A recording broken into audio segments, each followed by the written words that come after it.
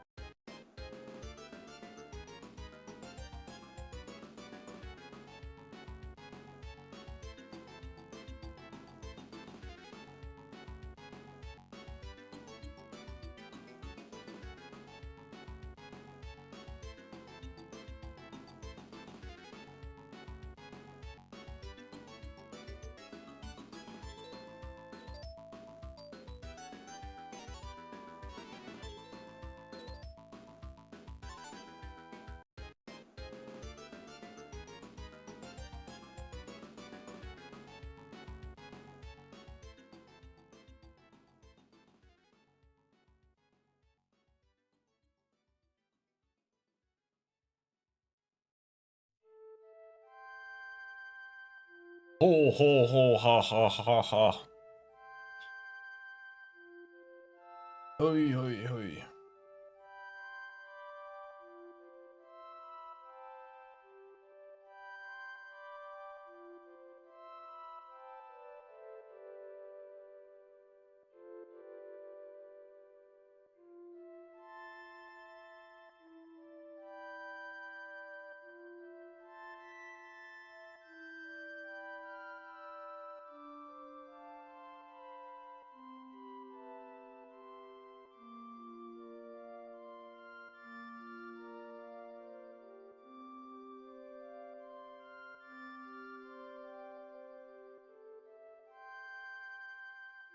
Let's see where we were.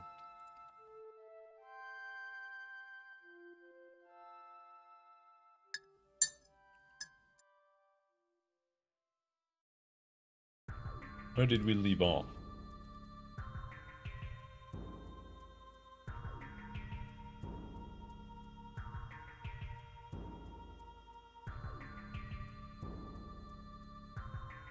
I think I'm still working on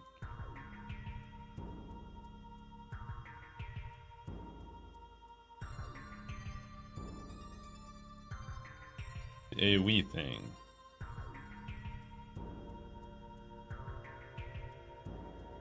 No, it's correct now. But it's right, it's this thing. It's that it's not correctly acquiring and deacquiring targets. That's the issue. It's completely random. That's what we gotta figure out. Oi, oi.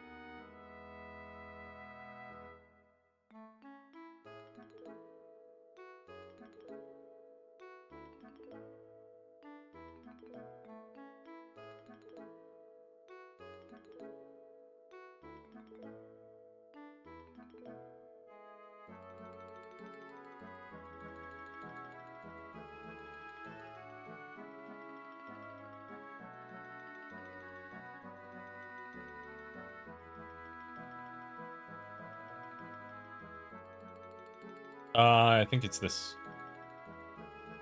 Hold on. What are we doing here? I think this is it. I think it's here.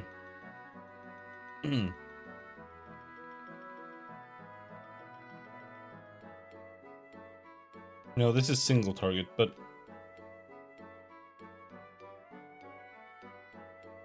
this is how it's behaving.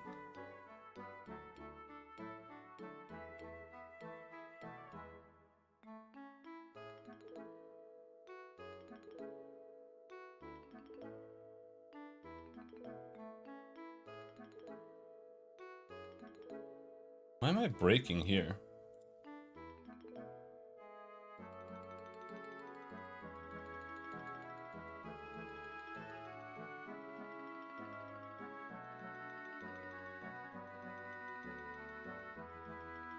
I find that a little strange.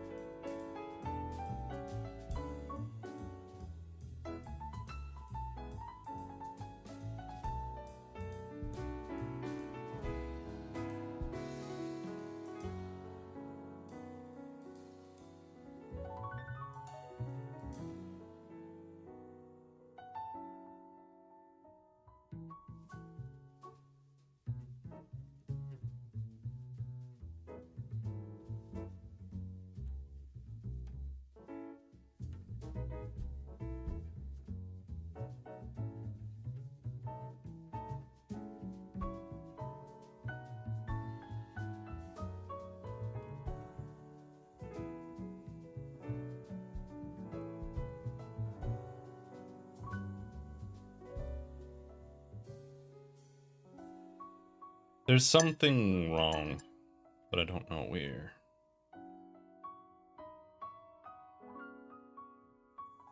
Let's test one thing.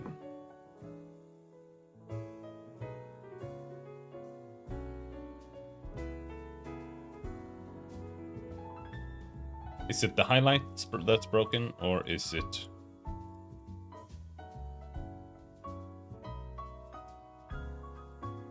the whole thing?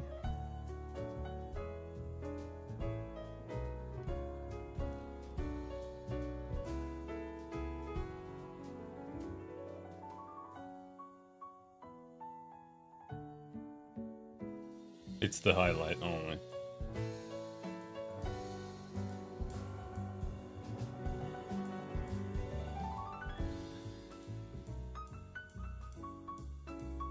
Why is that broken? It's so weird.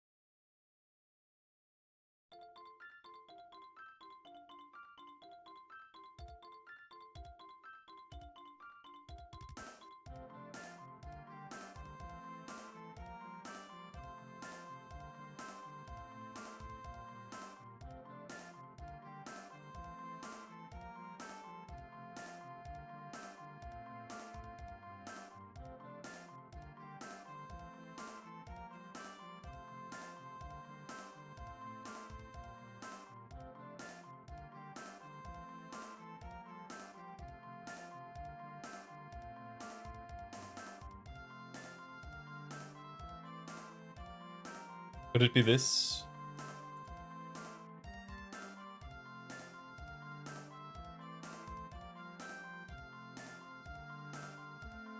That doesn't make any sense to me.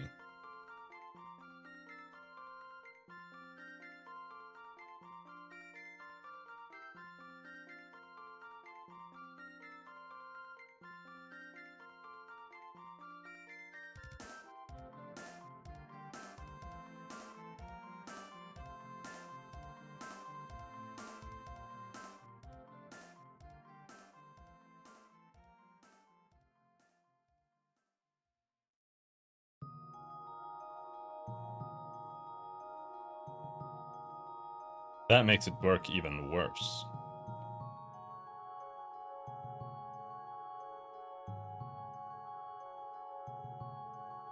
So this was carrying it.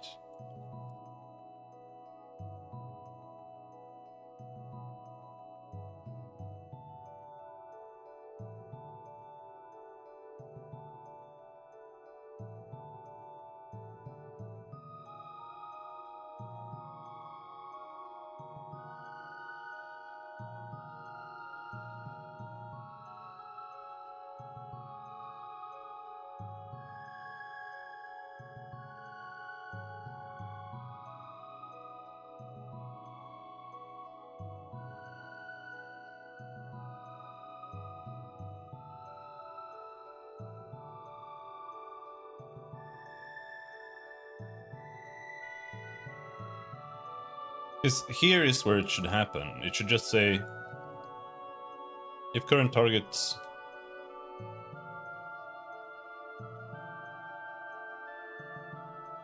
If mouse position equals mouse position old, does not equal mouse position old, then we reset them.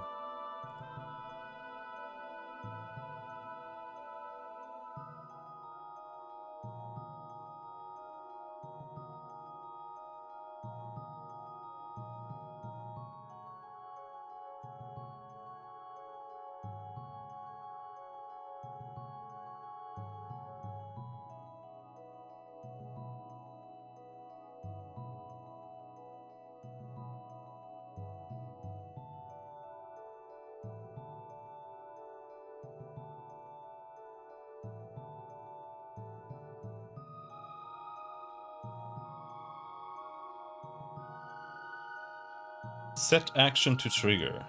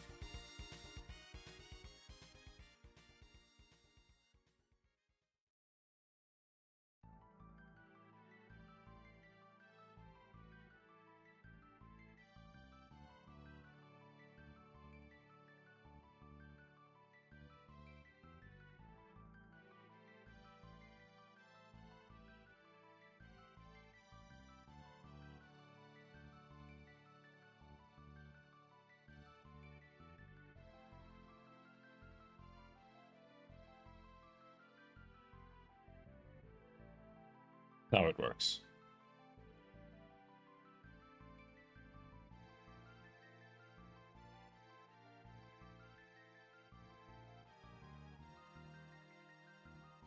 I had forgot to put outline enabled equals false in some places.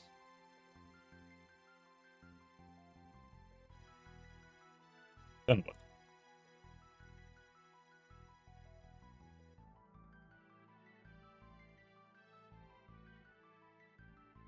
Cyrus Gaze can't cast. Cause find targeting area.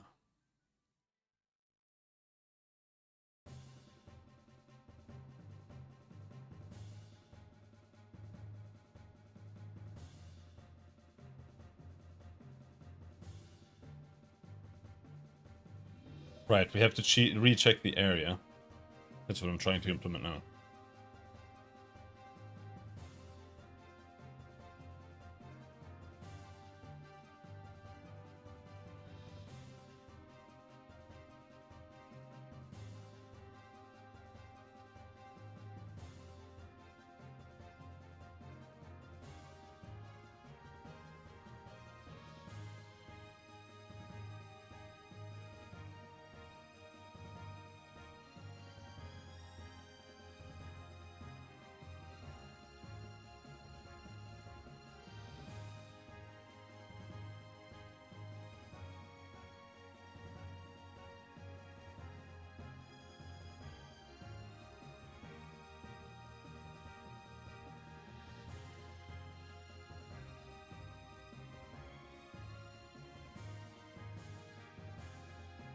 What is the problem?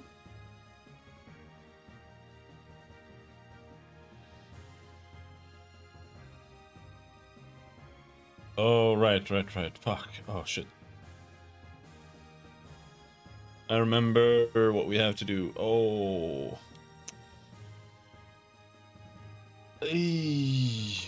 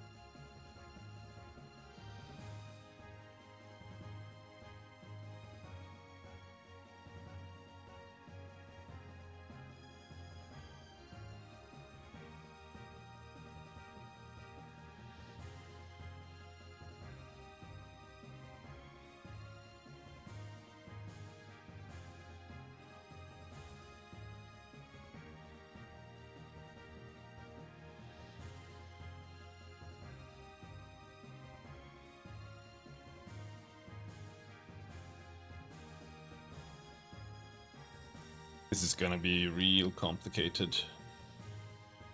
Initialize.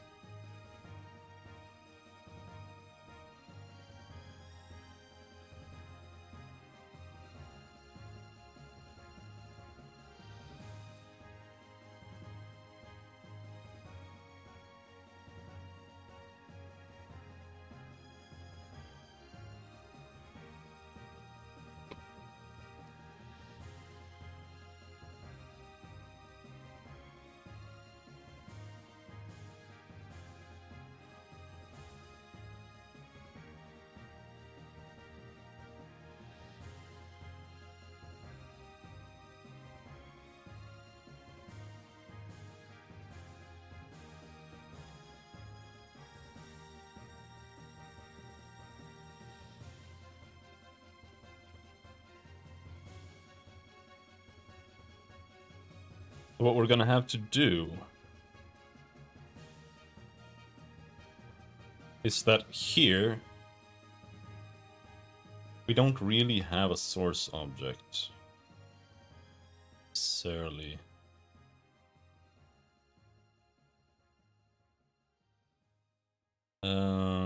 I'm gonna have to shift this back again into the object casting the spell. And in order to do that, reworking spells to be cast by the object.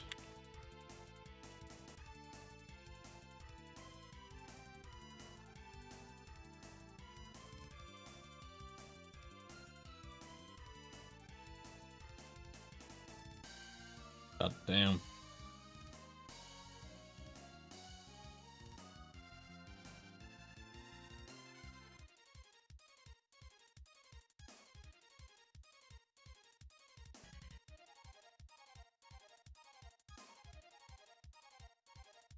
So this is the spell, right? Currently that's the part that just casts the spell from the system. And that's what we have to change.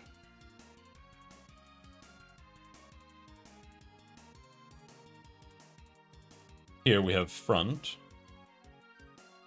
And in front, it's just setting loop to false. Yeah, what the fuck? Huh?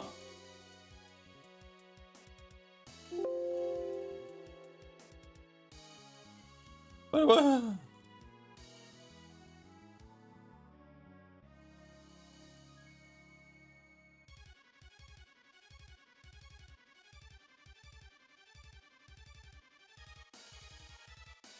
Okay, now it works.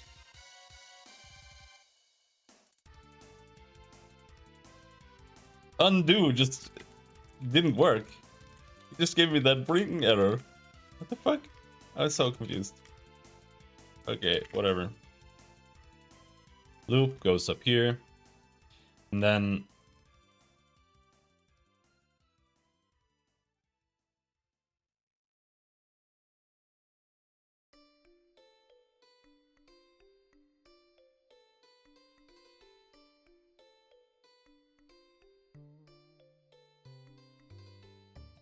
in the initialize, we now have user, and the user is now the character.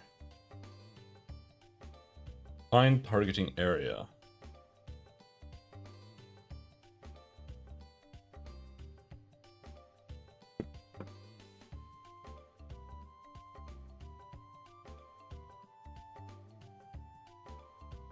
Is that what I want?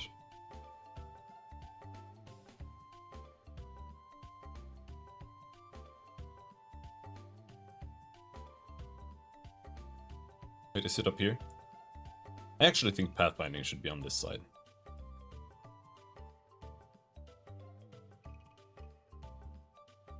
Find targeting area. Target position. Source object. It just needs...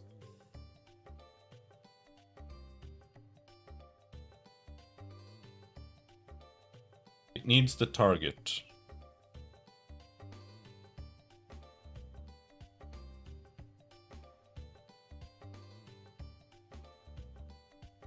Which, should the target be set in the spell? I don't know. I kind of feel like that makes sense.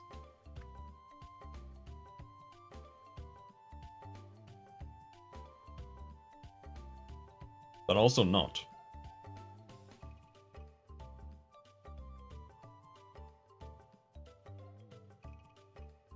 Has advantages, but it also has disadvantages.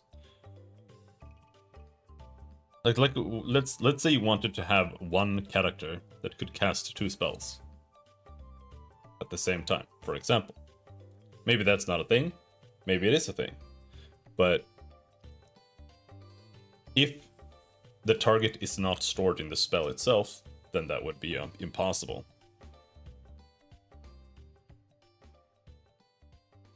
But it being stored in the spell or in the object makes it a bit more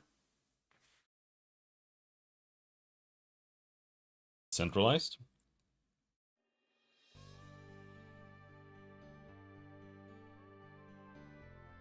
Actually, you know what? Combat action.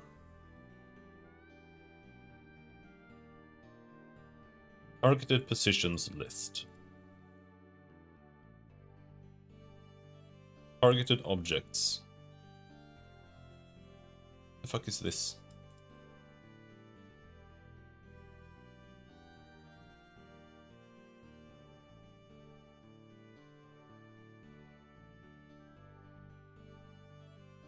This should be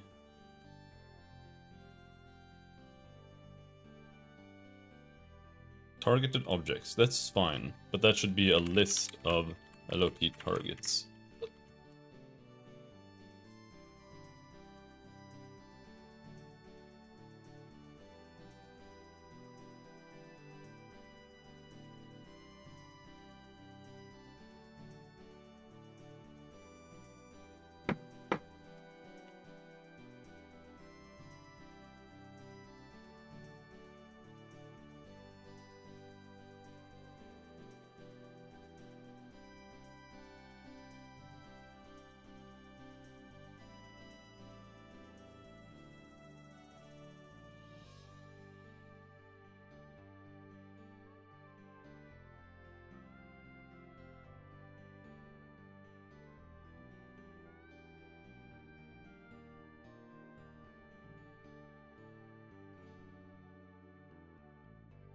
Target tile.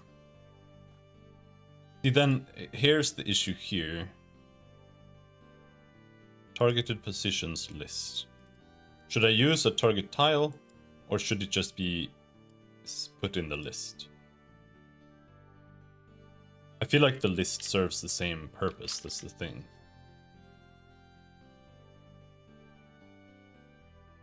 Targeted tiles.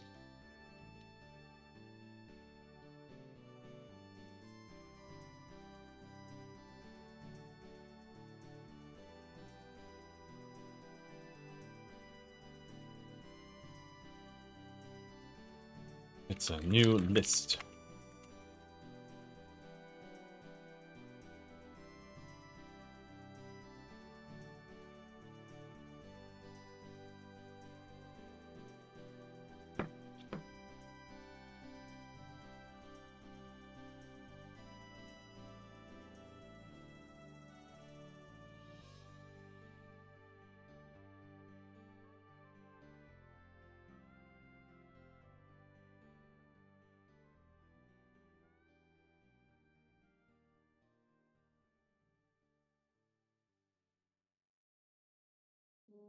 And then we can go back here.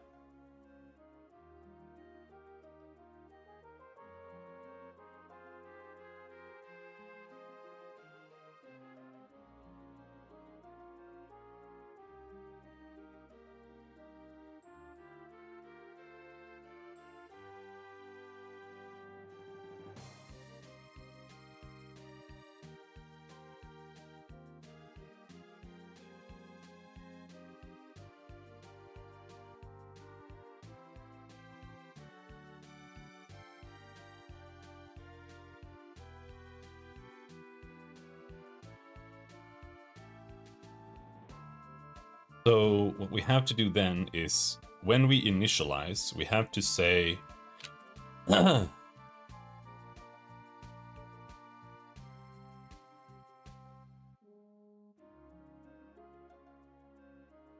mean, it's not even on initialize. When is it being done?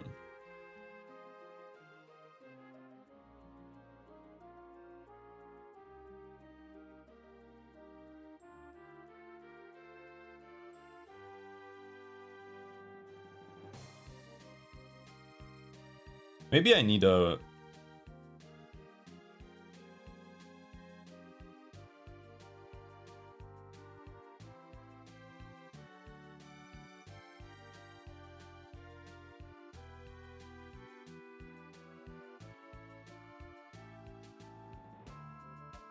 Because initialize is casting it. So we don't want to do that. We want to set this we want to set the ability in a to execute field. And then we want to just be able to say public void set target.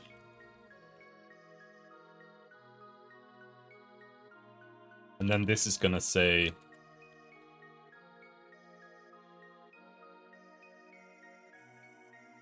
targeted objects equals list LOT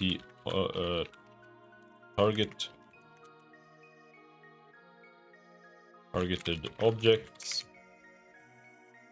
and this is going to be this dot targeted objects equals targeted objects, and that's really, I think, all there is to it.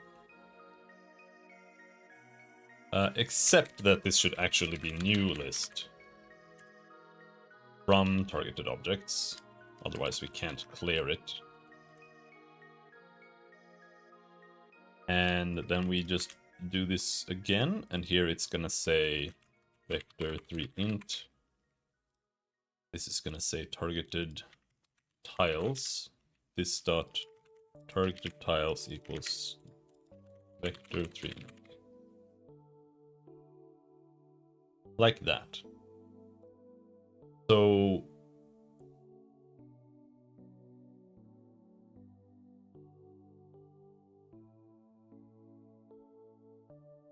that's really all we need to do in terms of this. There's definitely more to do otherwise. So here in initialize, now what we're gonna do is find targeting area. For in this case, the targeting position should be targeted tiles 0, and that's it, right? And here, find targeting area. This should be user dot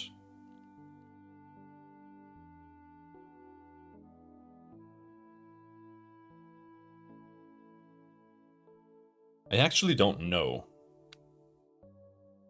if this is true.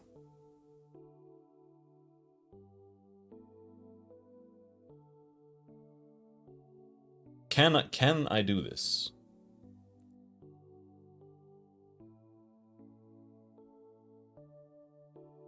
If I make a new copy, or is that even what we're doing? I'm not so sure.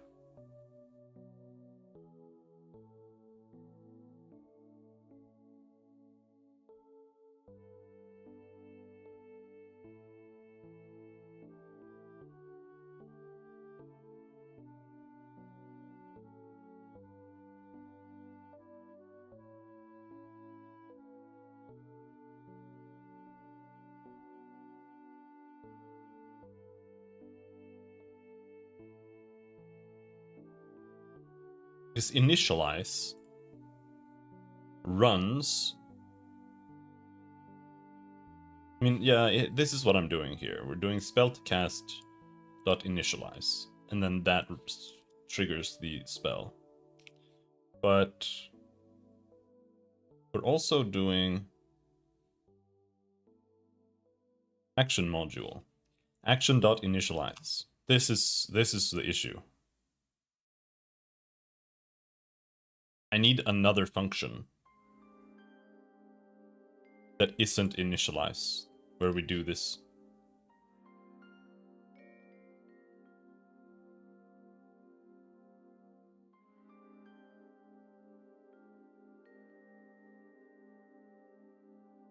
What should we call it?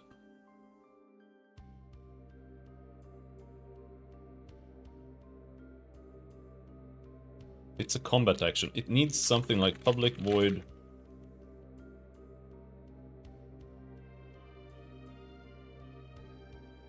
execute spell or something.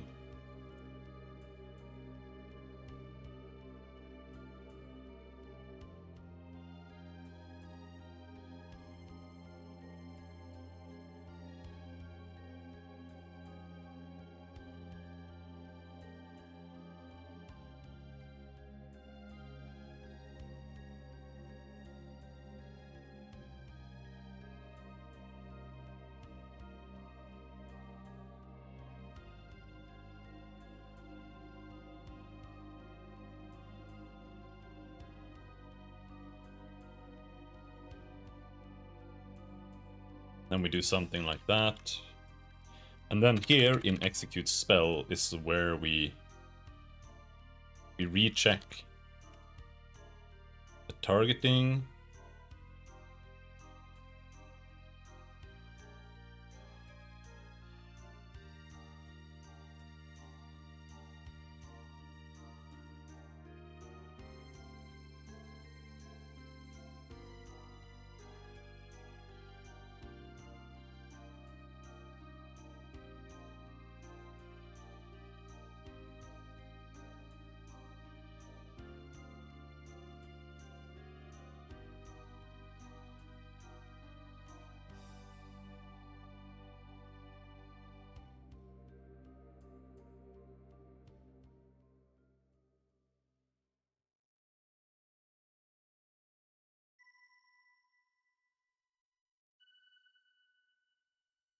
This is dangerous.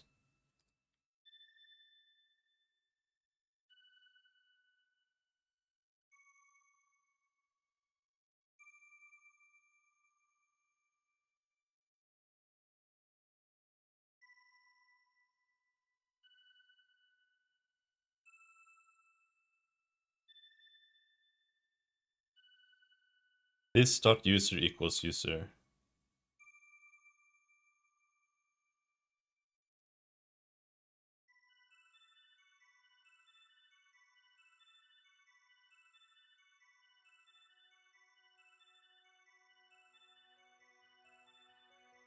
I'm gonna rename this to source. And the reason for that is because it being named user, it's too easy to confuse with this, where I'm directly passing it in, and here I'm... Or should we say stored user? Maybe that's okay.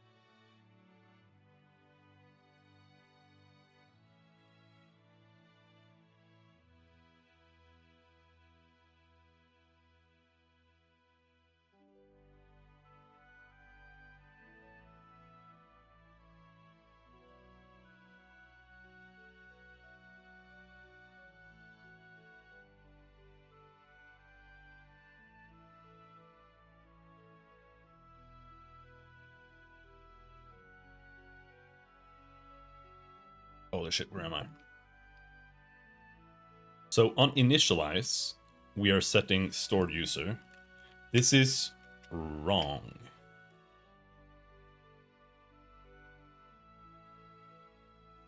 Execute spell.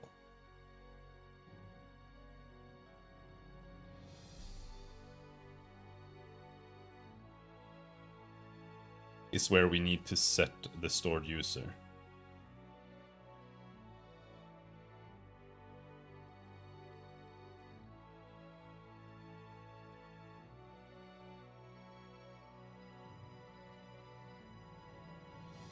I believe.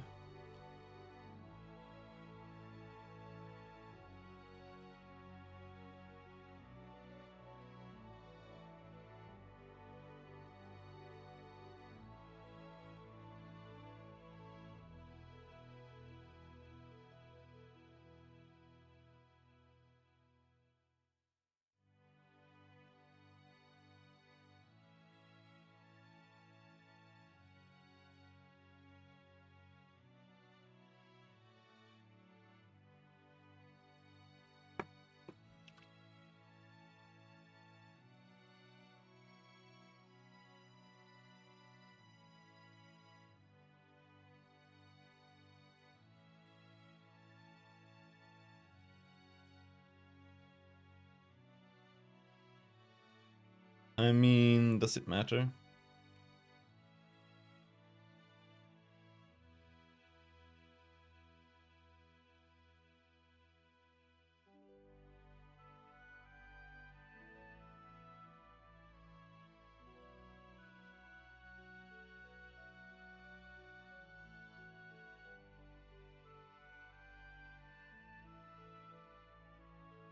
It does.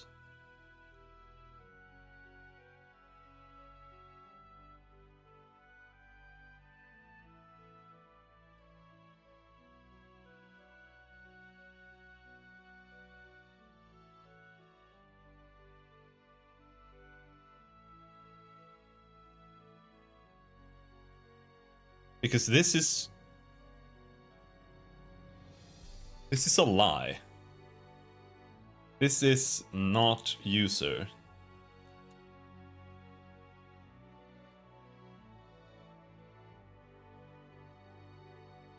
This is what is contained, or what this is contained in. So this should be like base object, not user. And then this is stored base object, right? But what we need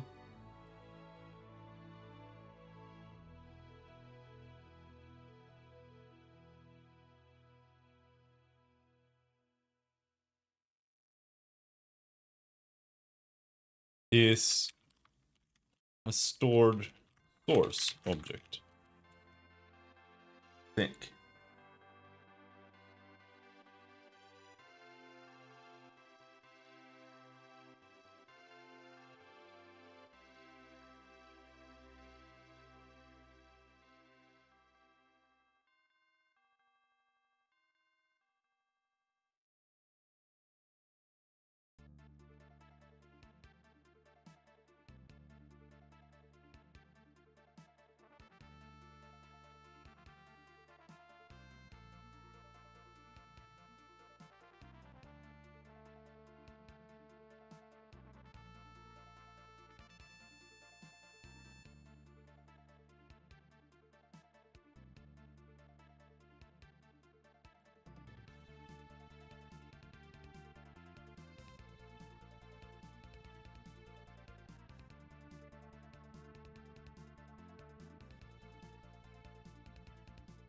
And then stored source object equals base object.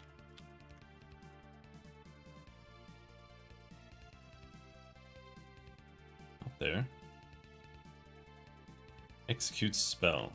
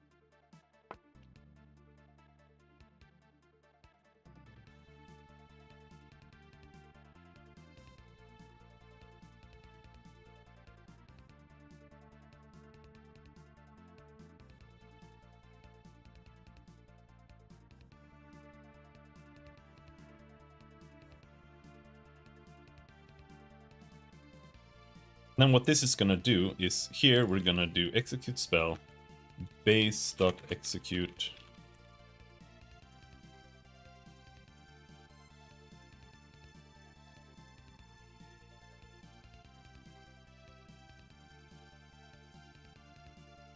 LOP object dot.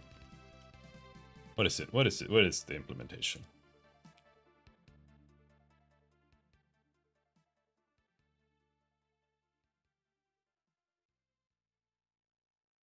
There. Base object dot main controller.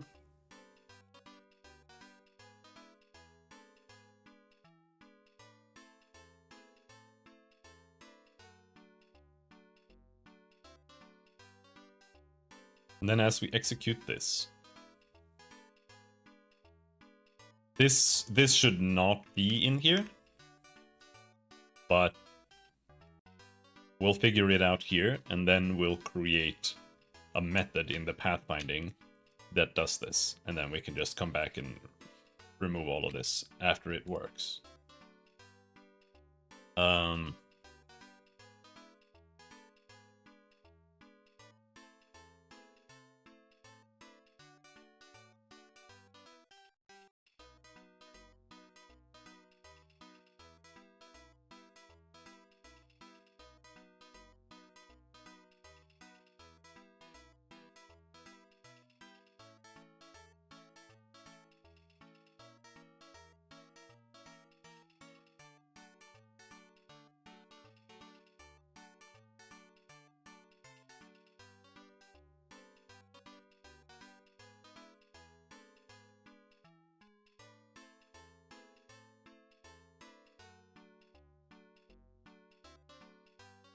In fact, yes. So what I was thinking was that because we've already found the area, I could just recheck the tiles I've found. But that's not true, because the map could change between the targeting of the spell and the execution of the spell. So we have to find the targets, and then we have to find the targets in order to prepare and begin casting the spell, and then when it casts, it needs to do it again.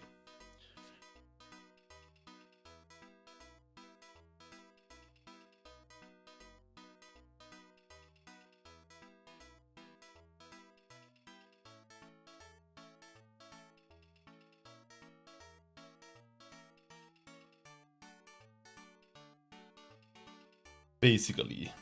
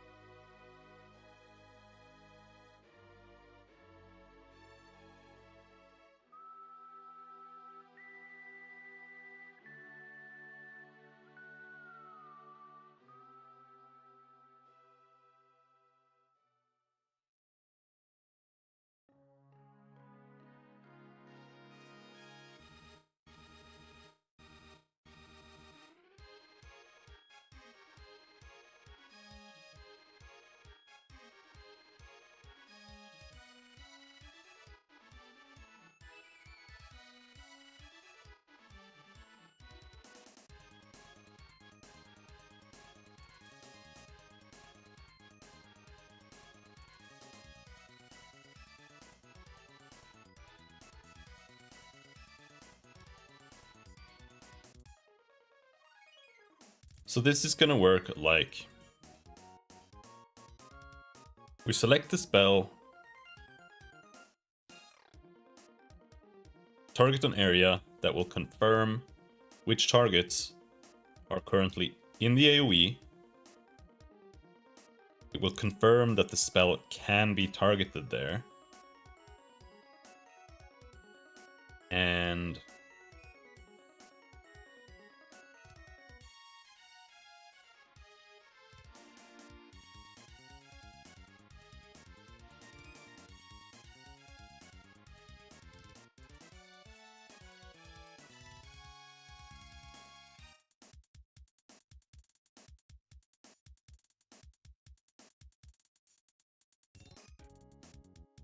wow, I'm just thinking.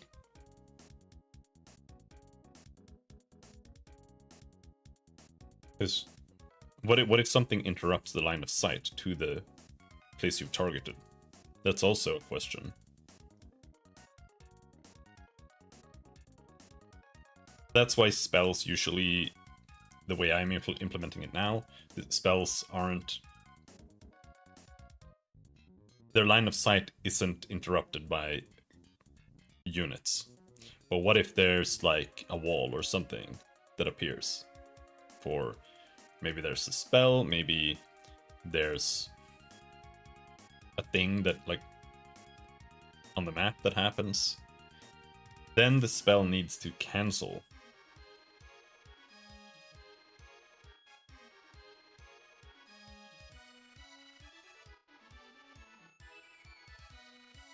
And that's gonna be tricky, because that basically means that certain effects will have to generate a forced recheck of every effect that's currently slated to execute, which isn't that big of a deal. But it has to be a thing. The spells are gonna have to like recheck if something like that happens. But that's gonna have to be triggered on a case-by-case basis, I think. Because it's not something like every spell shouldn't recheck every second. Like, do I have target? Do I have target? Do I have target? That's not how it should work.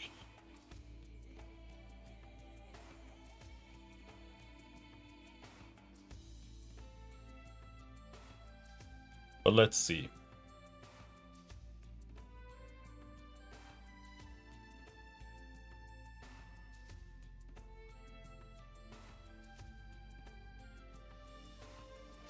Hello, Jeremy. How's it going?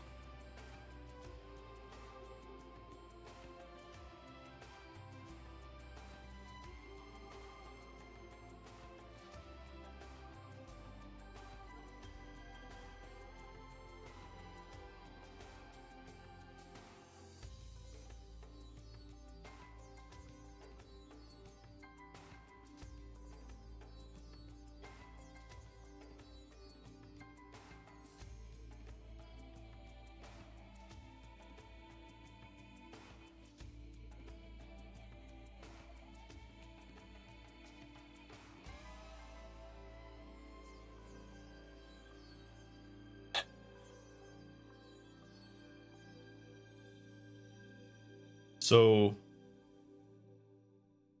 the execute spell in this case should be base object dot target list, target position.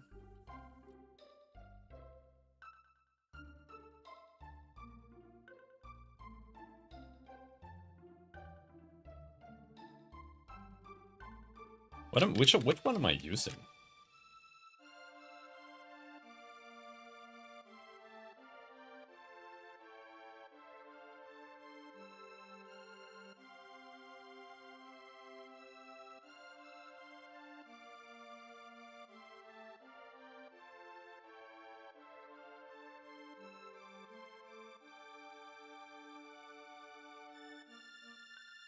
Execute ability.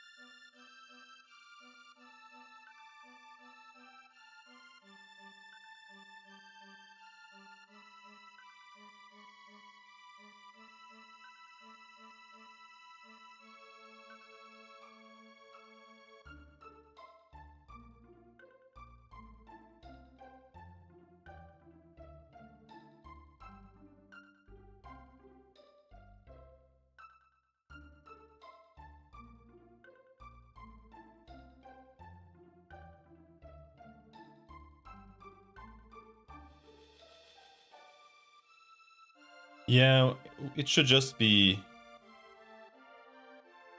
Yeah...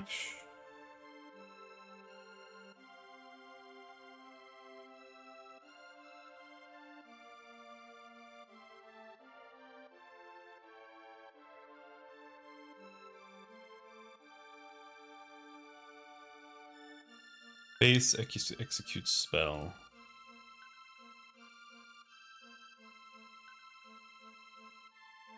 It should be target position.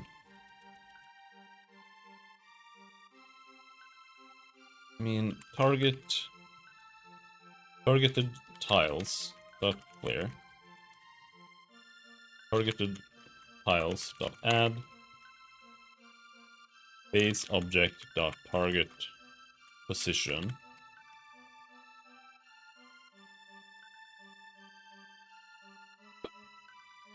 The value.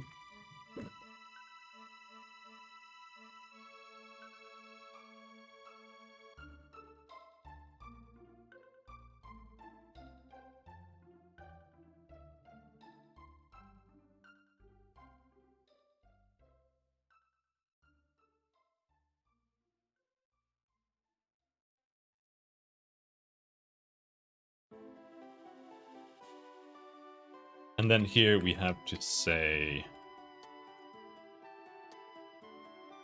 targeted tiles 0. That's the target. And stored source object. That's the source object.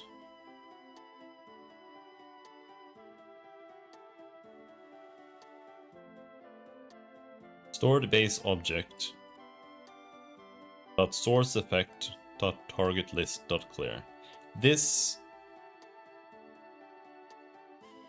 needs to go.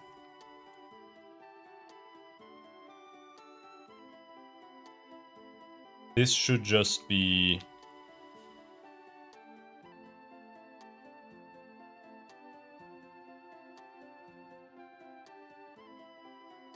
targeted objects dot clear.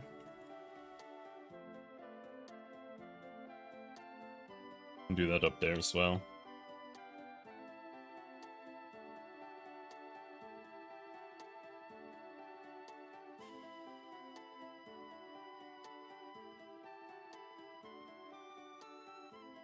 And then we do that.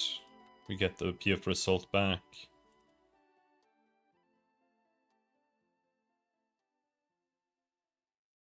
Then we check this.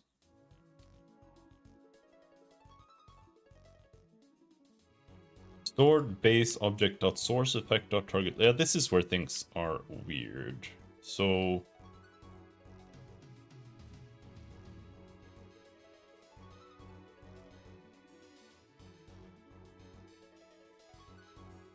oh yeah. So what's happening is we are checking if we are within the tile of an object. Then we iterate through our targets, but this should be targeted objects.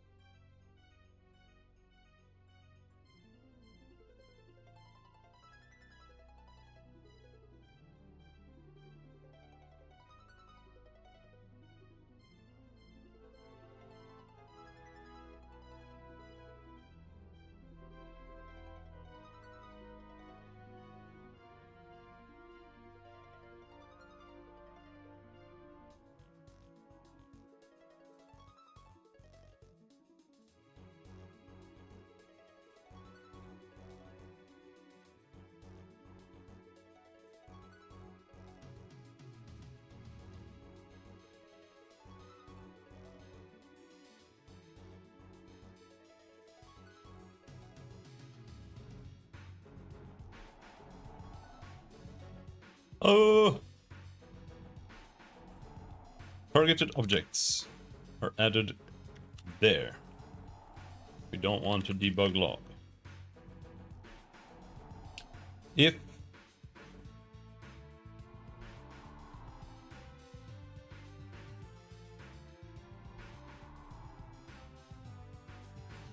targeted objects u.target equals that, then we are iterating the hits.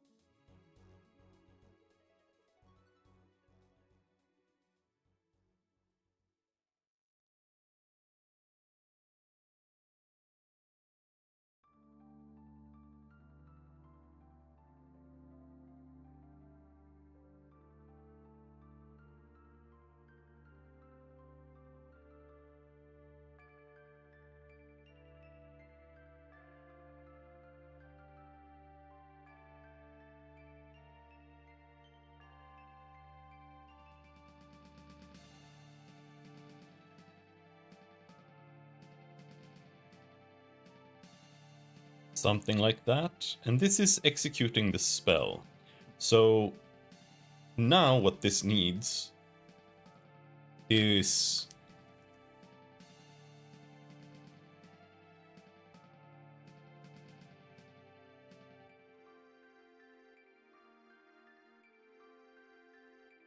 here we have trigger -1.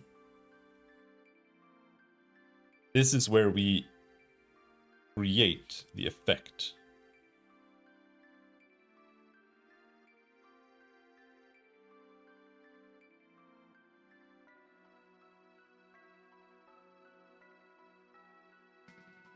And this is where things become kind of troublesome.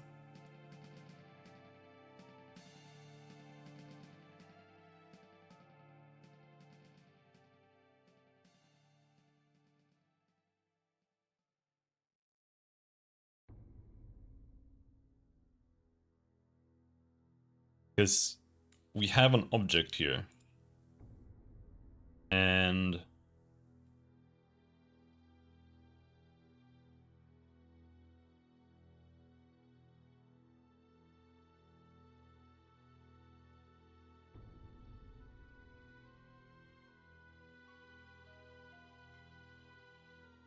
this is where I kind of feel like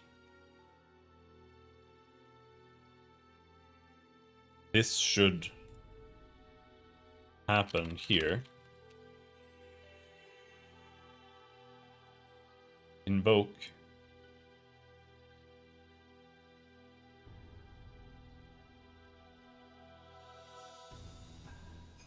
This at targeted tiles 0.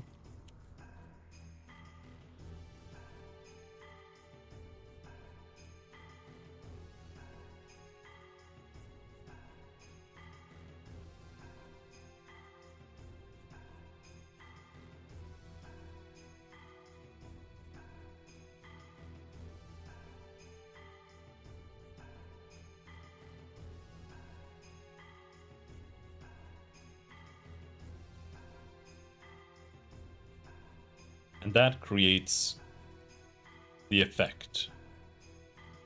But what's weird about it is that now I am creating the object immediately when the spell is cast.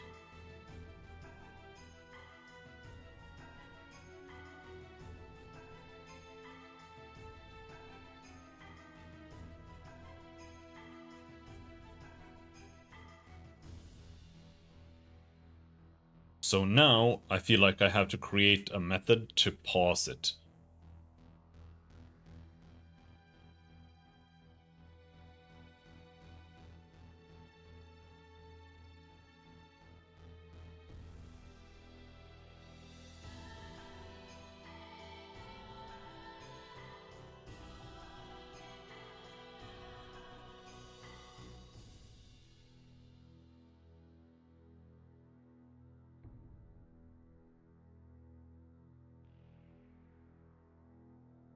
Is enabled.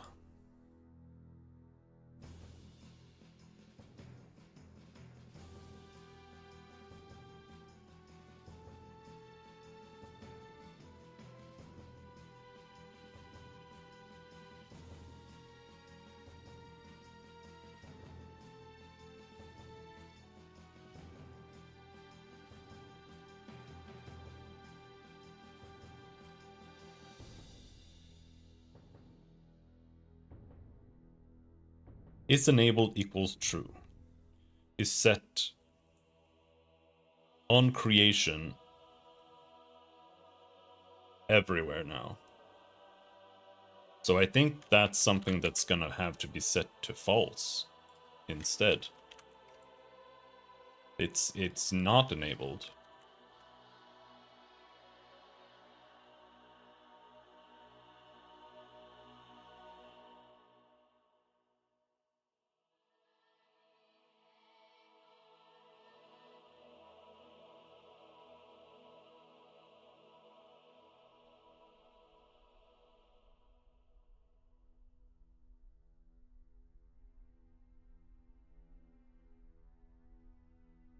And then we go to Iris Gaze.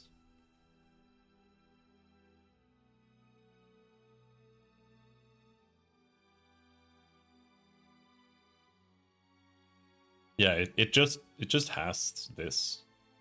This is all it does.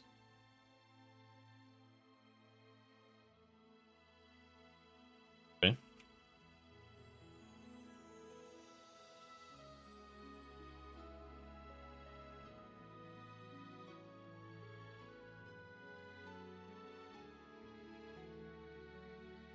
So an LOT effect, by default,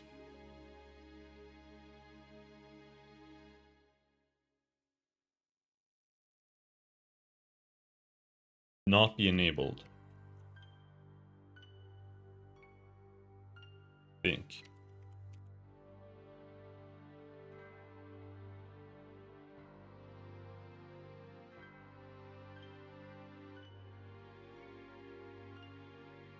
That's not necessarily true either.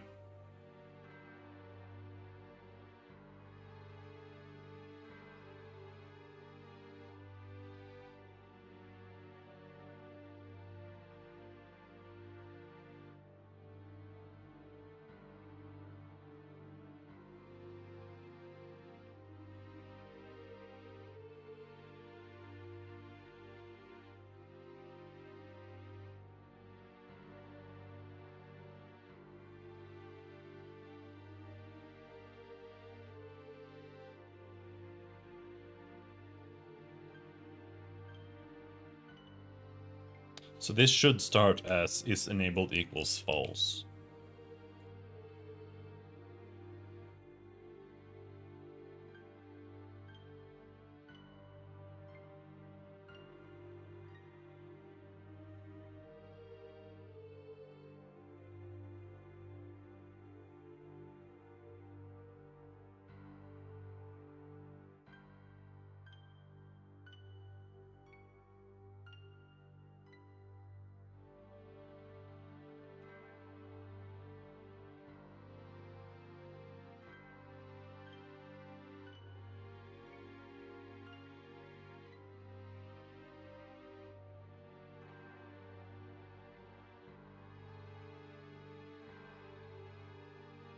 Yes, and then here we create the Cyrus Gaze effect object, which is now not enabled, which means it should not be running.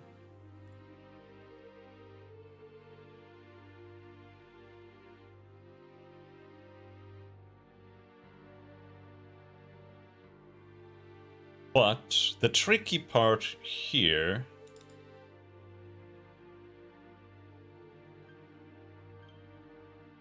is that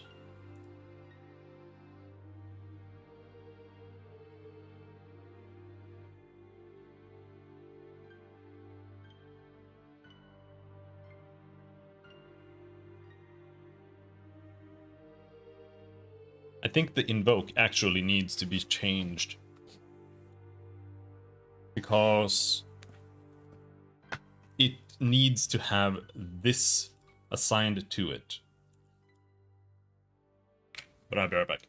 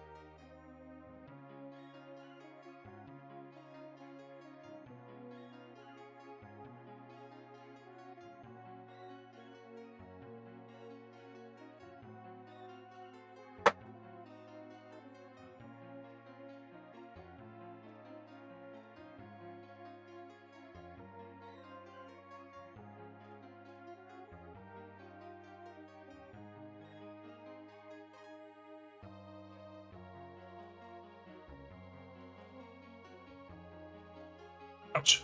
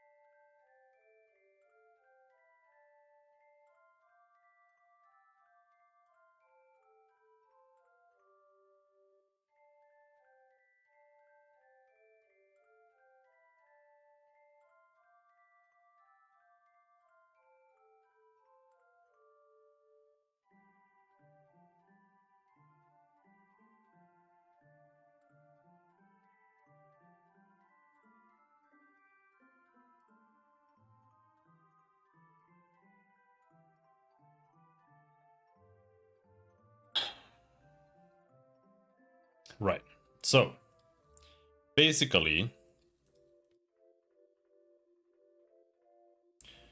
here we have like we store the spell inside of the object until it is cast, and then as it is cast, we then run this execute spell. We clear the whatever tiles and objects might be in the spell already, and then we add the tile that is targeted.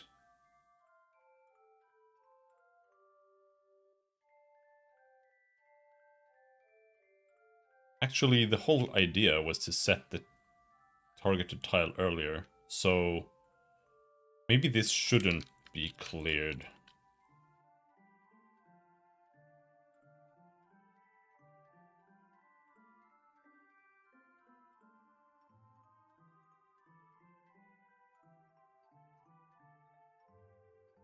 It should just be like this. Targeted tiles should already be set.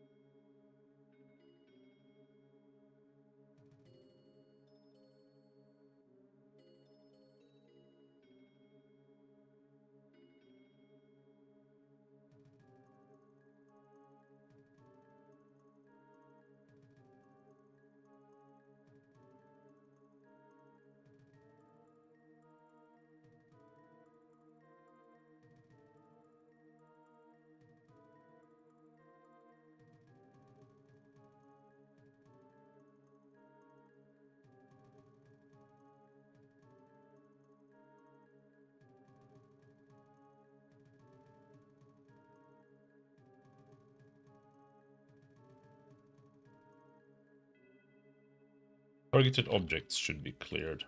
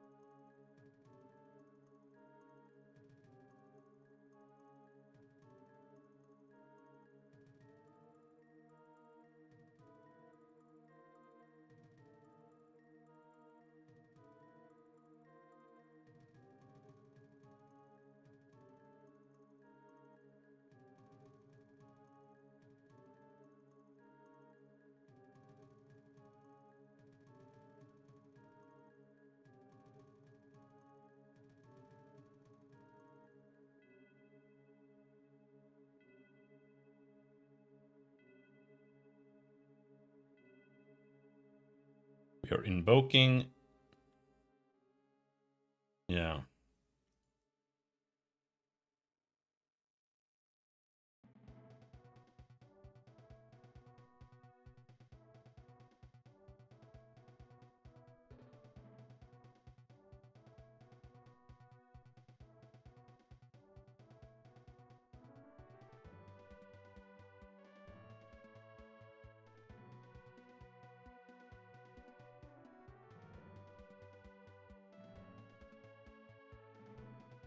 Effect database, Cyrus Gaze.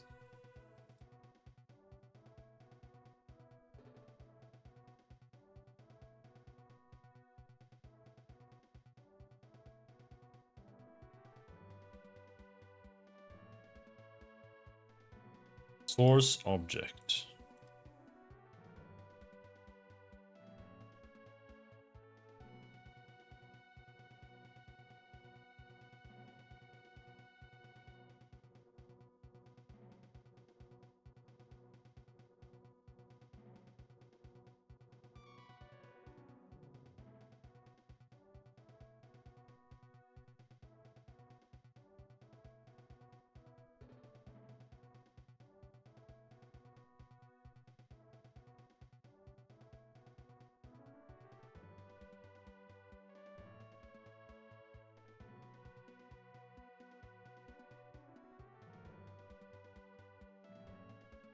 Okay, well, if the source object is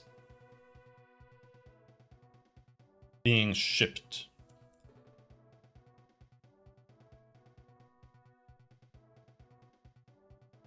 then as we invoke,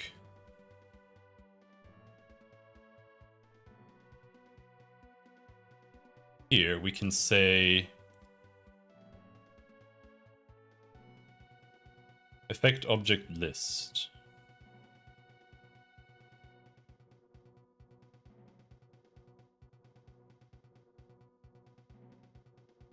Entity data list.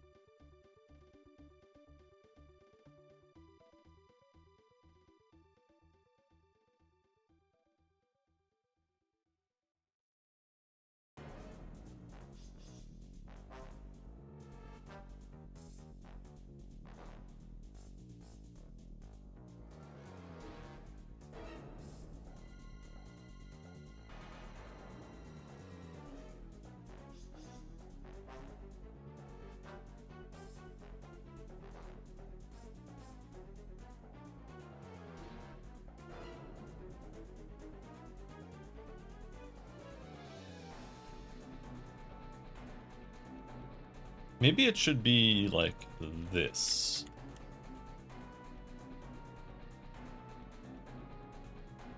This goes in the effect.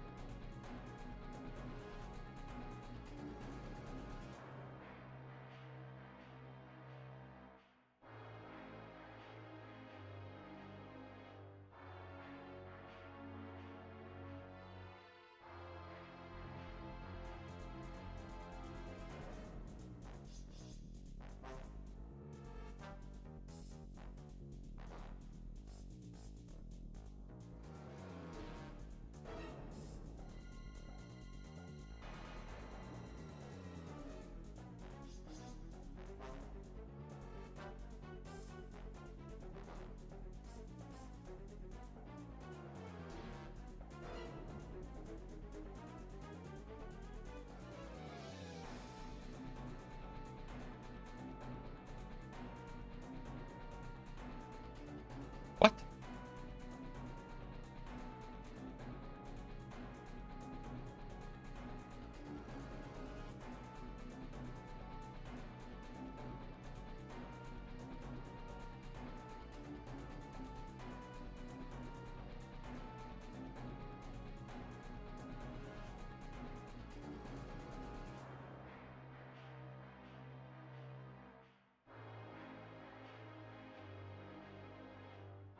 Are you stupid?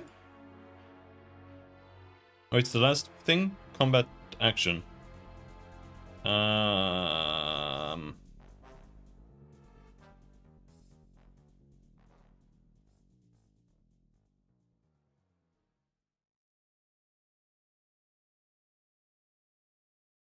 Source object dot.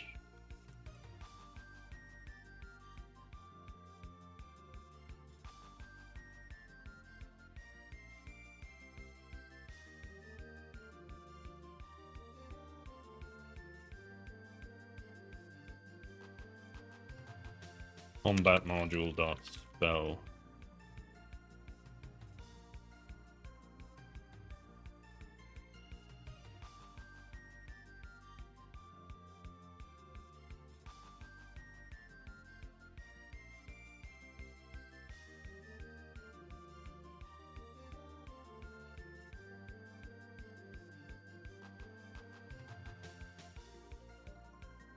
Action to trigger, but spell to cast. I mean, I don't know if I actually need more than action to trigger. I don't necessarily think we do.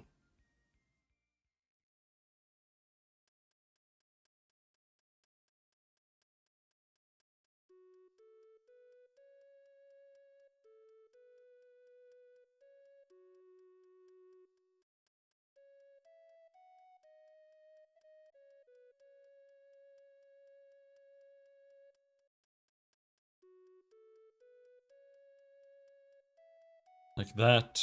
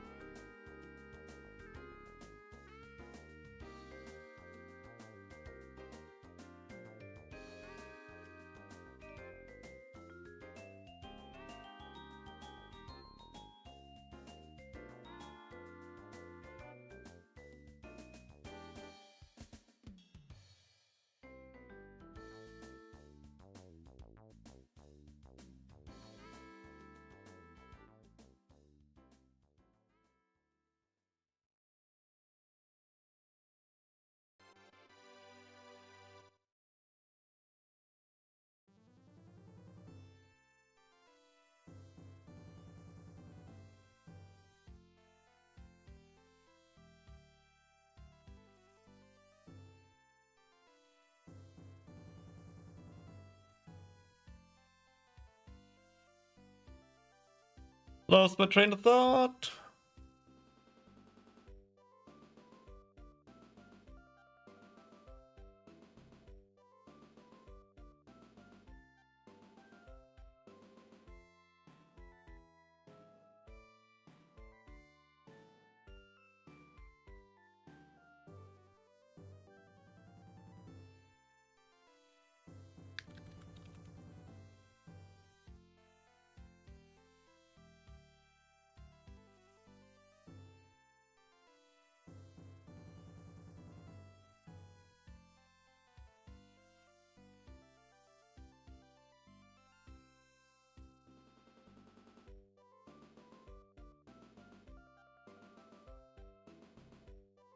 There we're rechecking that.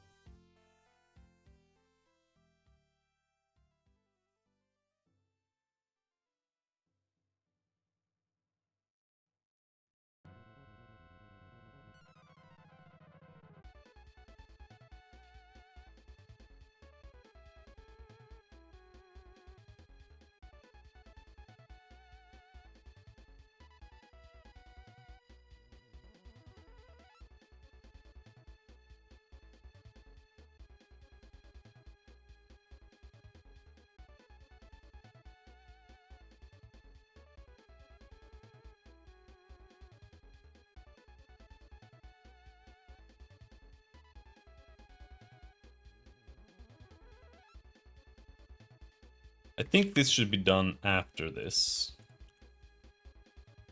That way, when we create Cyrus Gaze,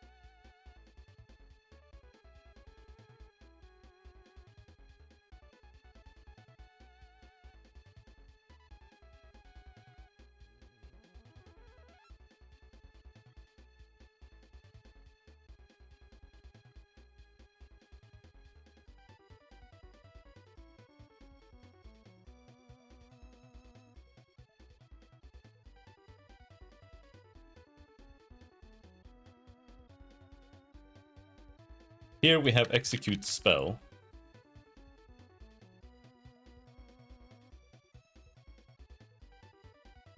So I think we're gonna have to add time progression here too. Like progress time. I'm gonna sneeze. Main controller. Progress time does what? Action time index. It adds to that. So we're not gonna do that. What we're gonna do is we're gonna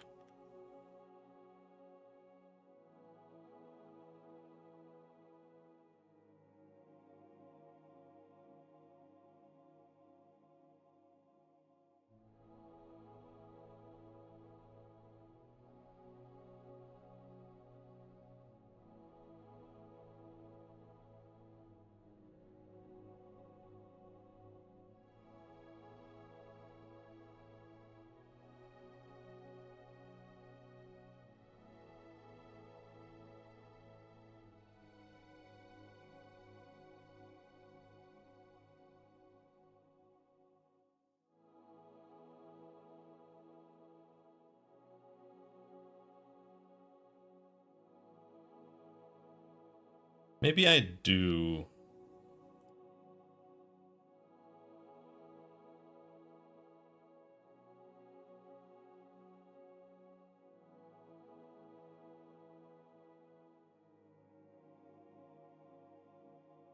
have a spell to cast or something like that.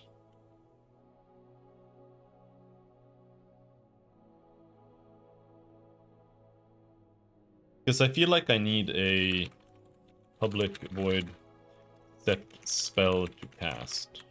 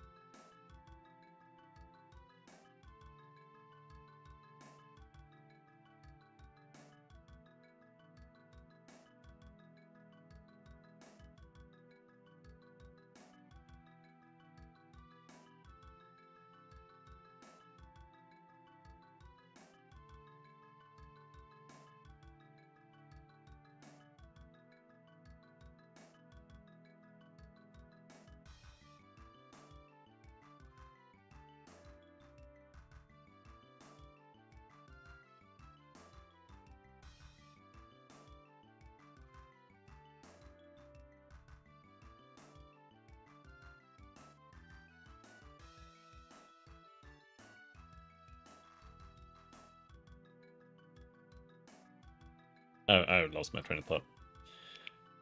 But basically, I feel like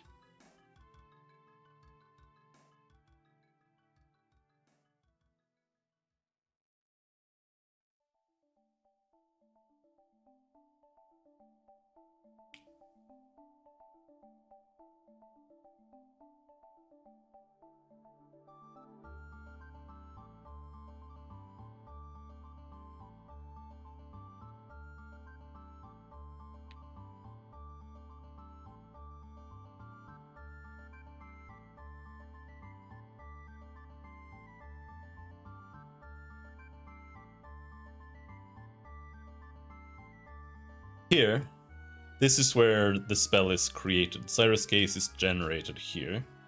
So the spell exists like this.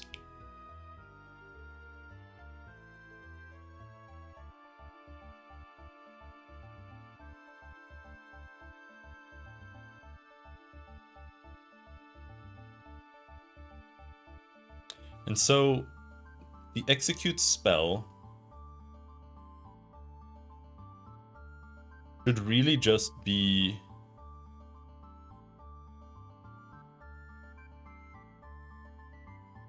it should work like behavior does. But it has to be separate. Because behavior is what plays the animation. And in there you have progress time, set sprite. But progress time does all kinds of things. Like it's progressing the action time index. And it's just checking for like looping and blah blah blah, all kinds of stuff. So I kind of want this to be separate.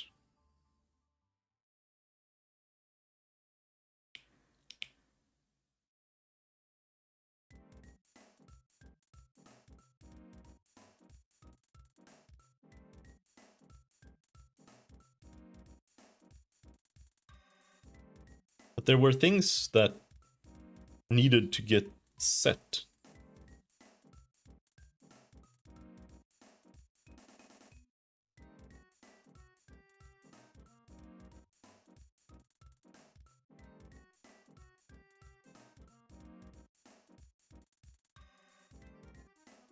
Maybe I should just have another init, but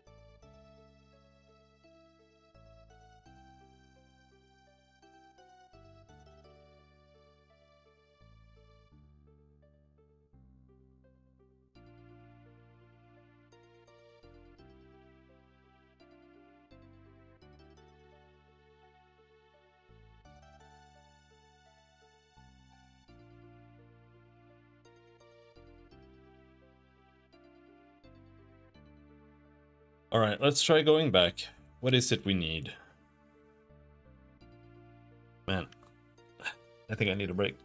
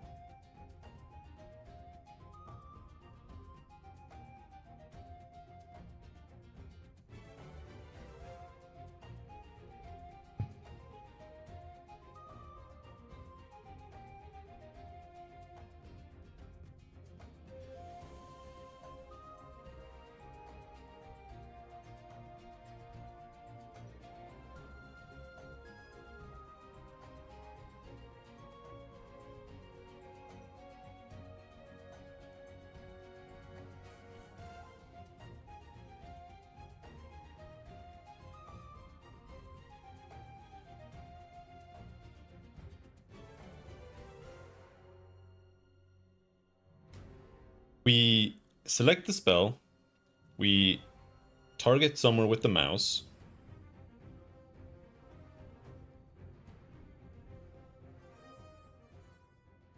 We target somewhere with the mouse. That is a valid position. We click. If the spell has cast time, which we will assume it has, we then store the target the targeted position only in the spell.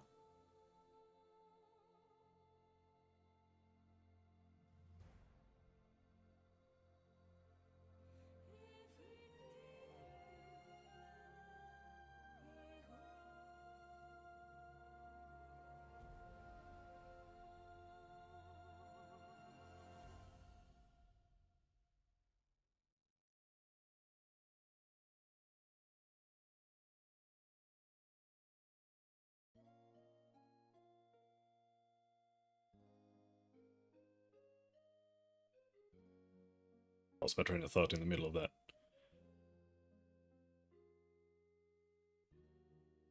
We target somewhere. That position is stored in the spell.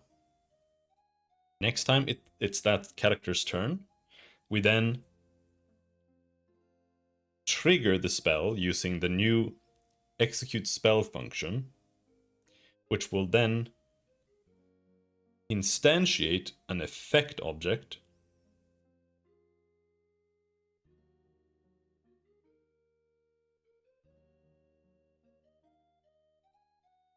which then we set to contain the target position, because we instantiate it at a position, right? And that's just going to be the target. And then in the effect, that's where we recheck the targeting to see, are there still objects within this area.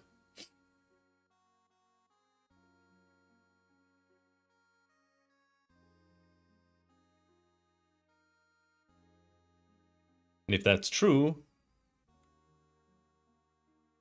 then we just do damage to them. If it's false, it still plays, depending on the skill. Let's not overcomplicate it. So what is it that I'm trying to do? The execute spell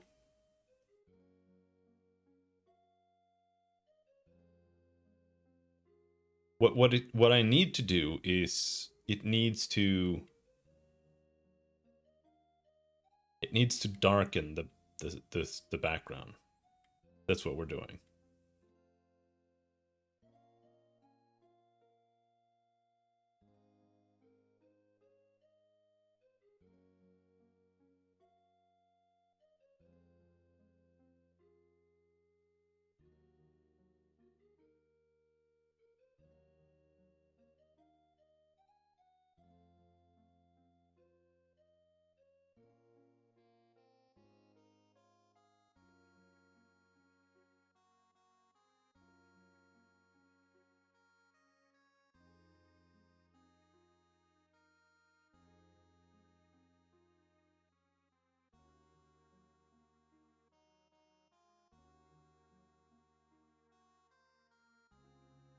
I think that might be something that we should change.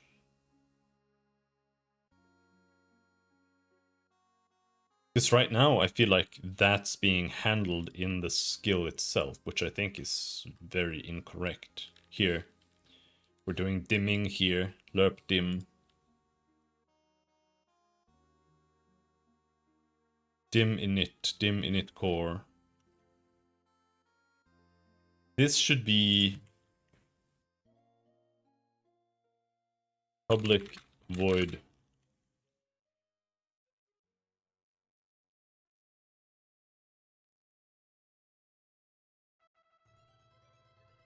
init spellcasting dim.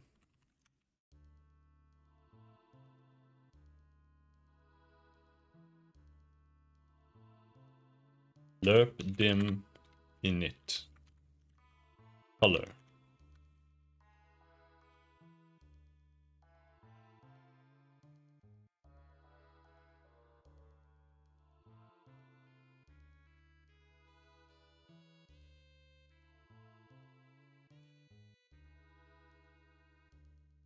Dim Q, DQ.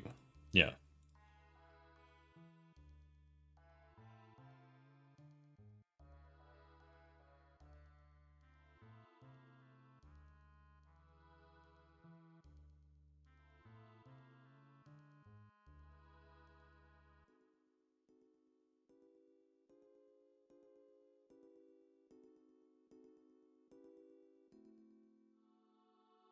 Dim stages.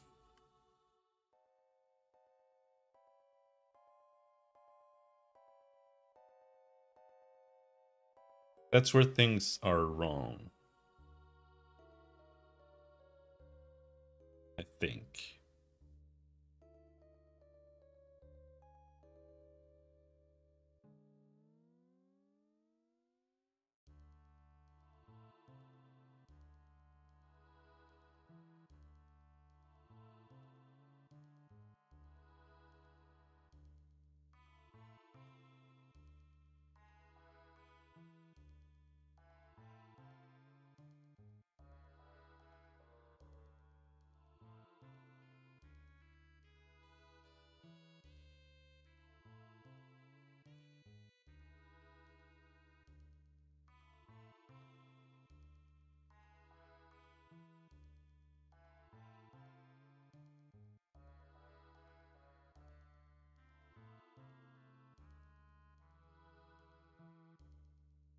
And here I want to say something like bool, public bool,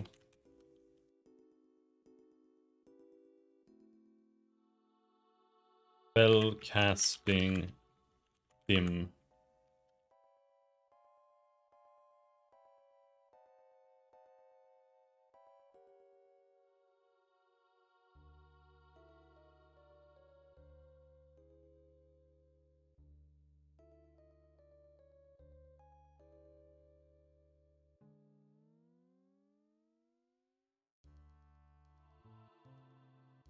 Lerping spellcasting dim was false. Lerping spellcasting dim equals true.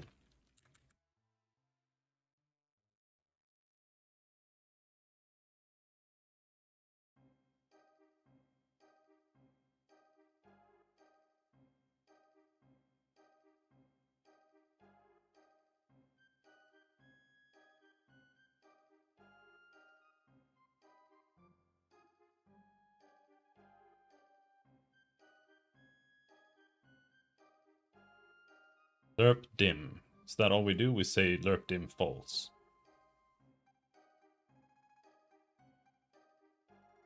But that's not true.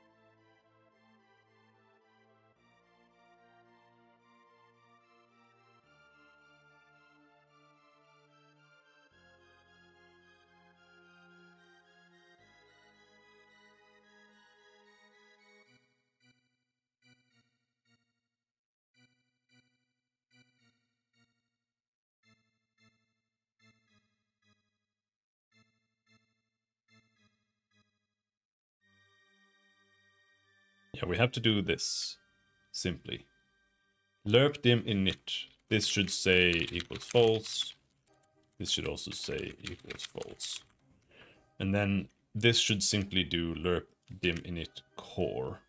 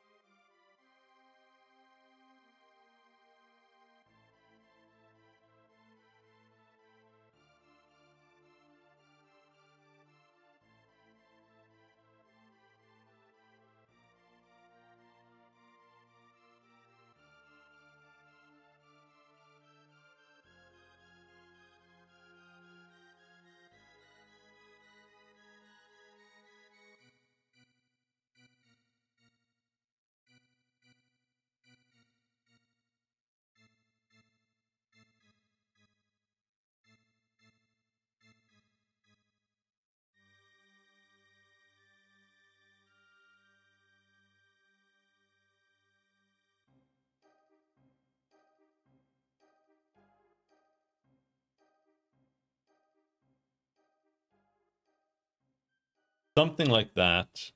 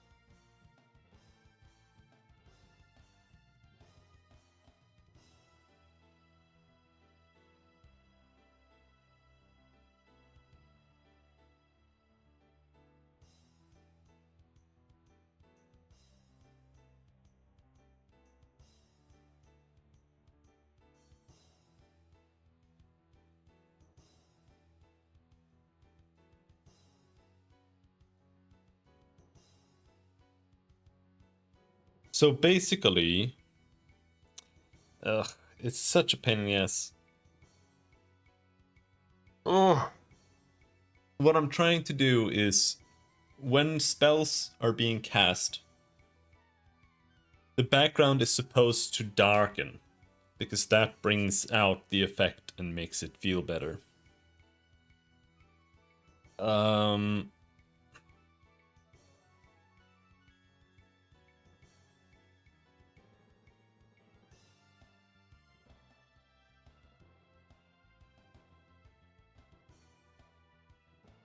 Actually, I kind of don't like it.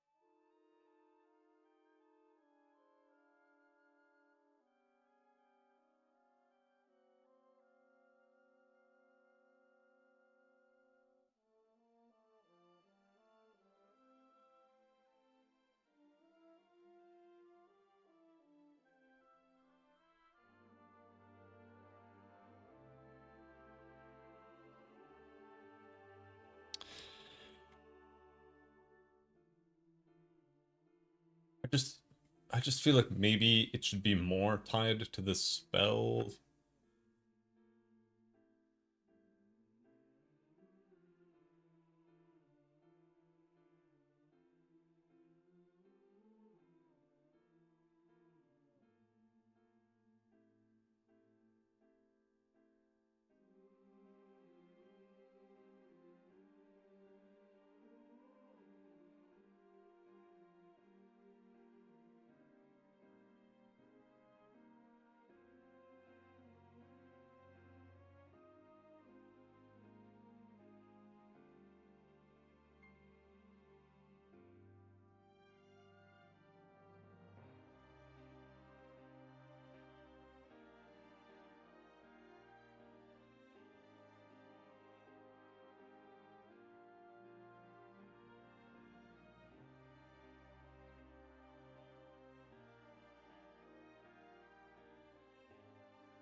Actually, maybe it's the effect that should do all of this.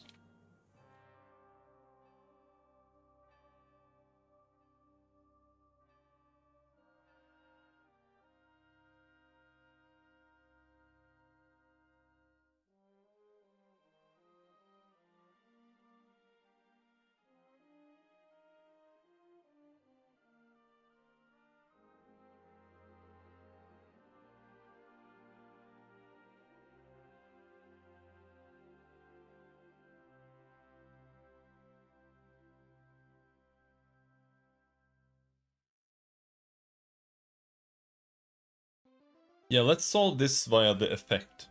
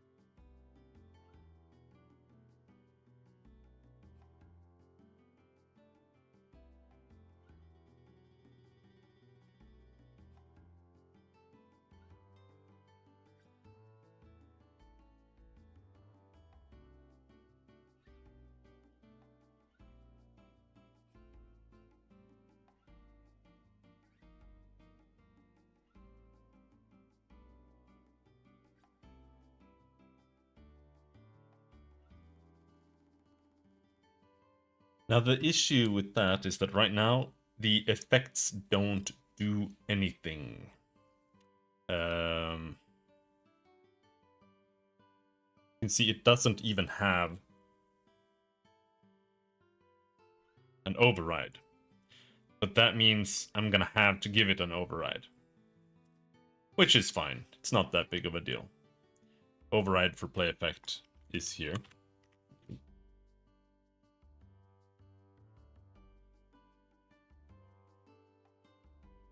And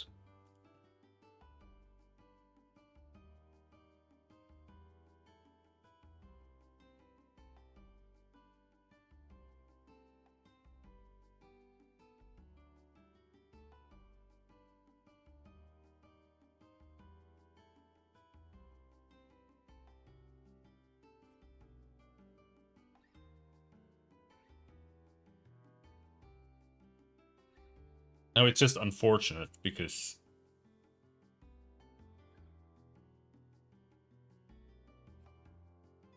what play effect does is it does all of this. So we can't actually run base.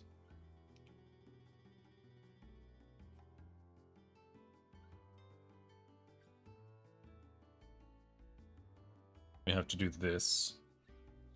And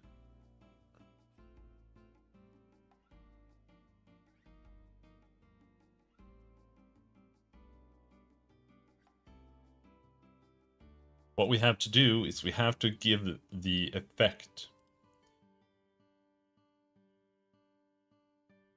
its own timer.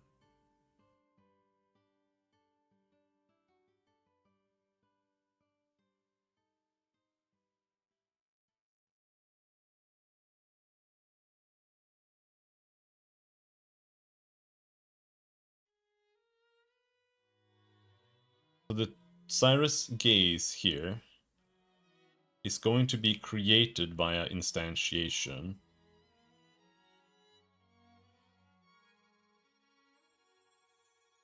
So we, in the action,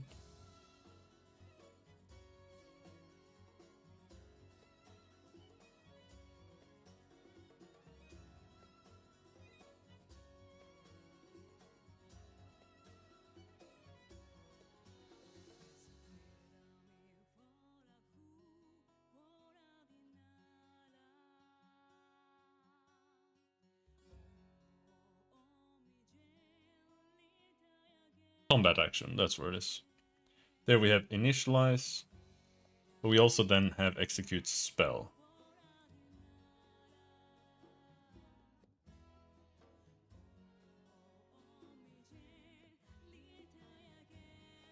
And the execute spell is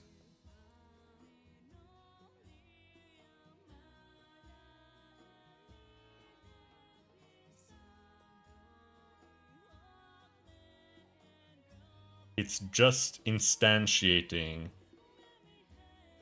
the effect. And that means it runs new Cyrus gaze.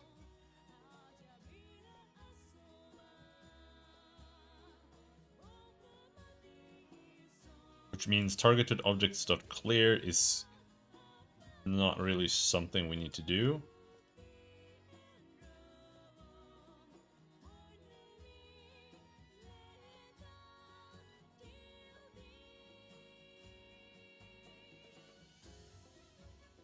So it instantiates, it creates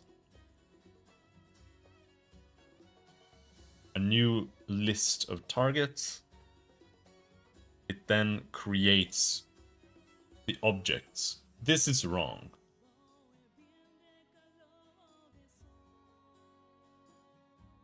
It can do this, but it can't do this. Or well, it can do this.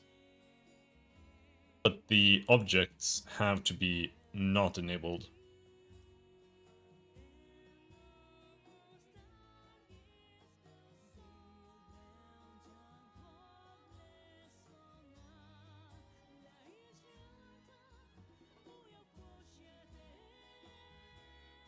Create object core.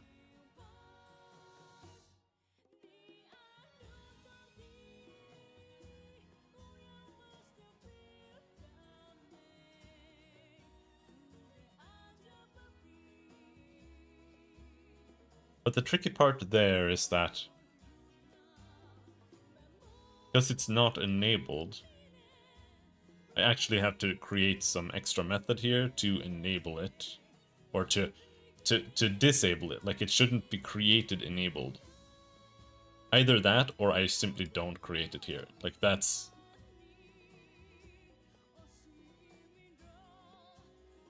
really the two different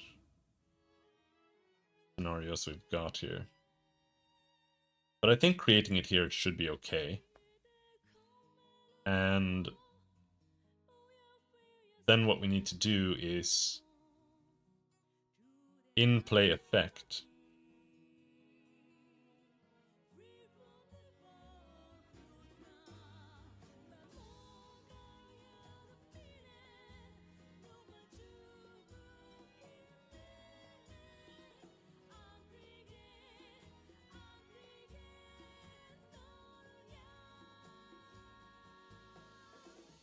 The effect is executed here.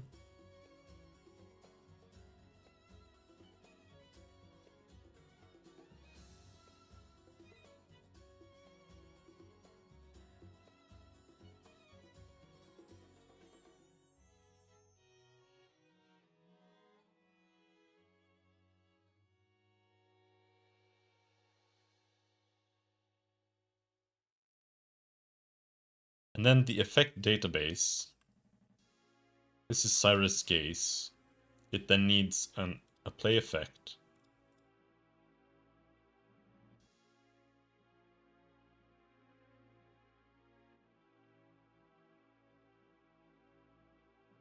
Public float current time index.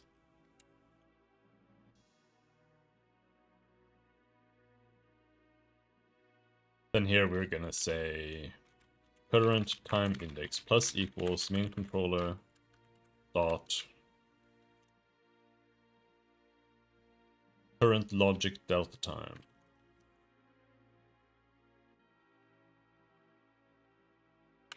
And then here we have to say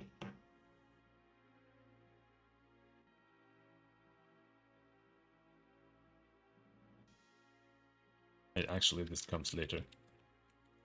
This current time index is 0.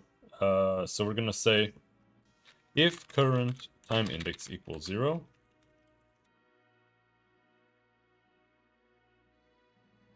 it's less than or equal to 0. Then we're gonna say lerp main controller dot lerp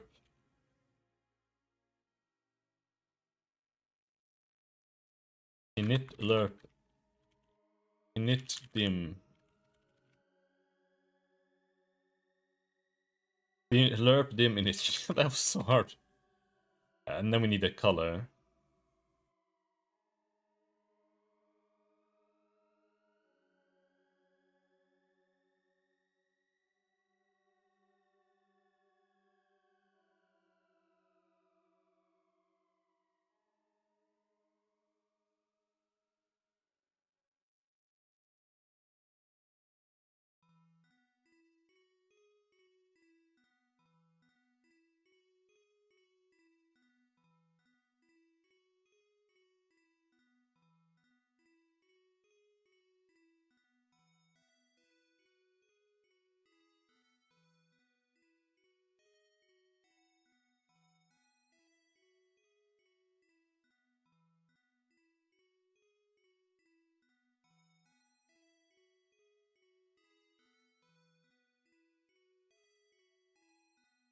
And then here we have entity data list 0 dot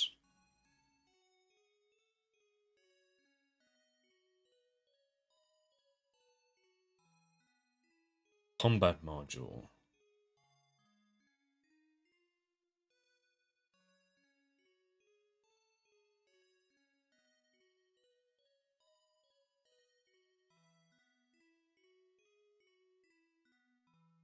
is it? Oh, it's the action module dot invoke.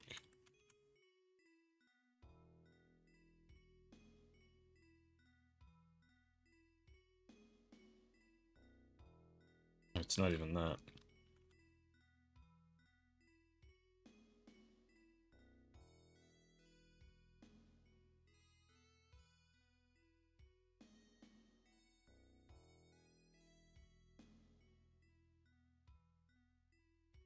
It's in here. But I don't know, maybe I should just move this.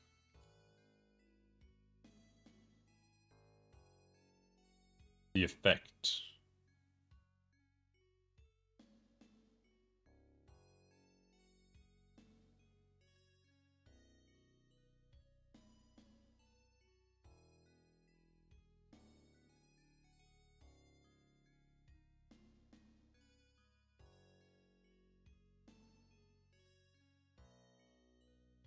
Because the tricky part.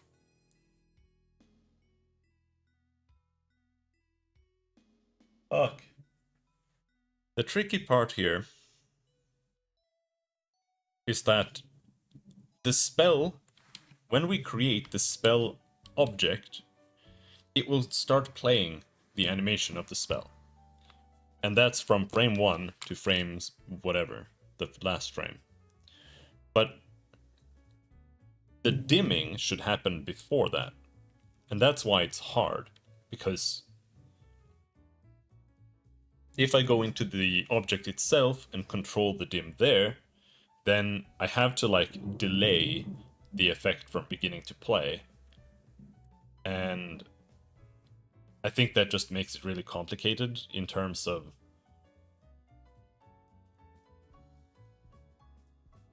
the action time relating to the current index, sprite index to display. And that's why I think it might be better to just do it in the effect, because that way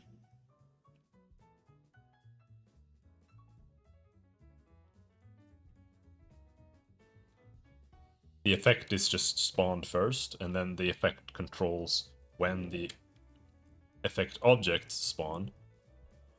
And that way it can just control when the dim happens. But that also does introduce additional overhead for, you know, I can't really tie it exactly to the spell, right? So there, I'm just a little bit worried about that it might desync or some shit like that. So Cyrus Gaze looks like this then.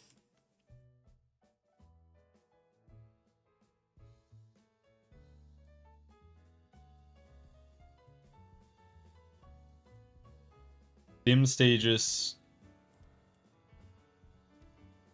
like this. We've got a dim queue.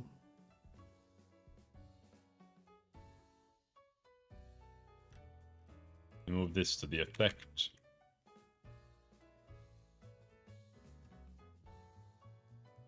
And this is like flickering as well, like light flickering.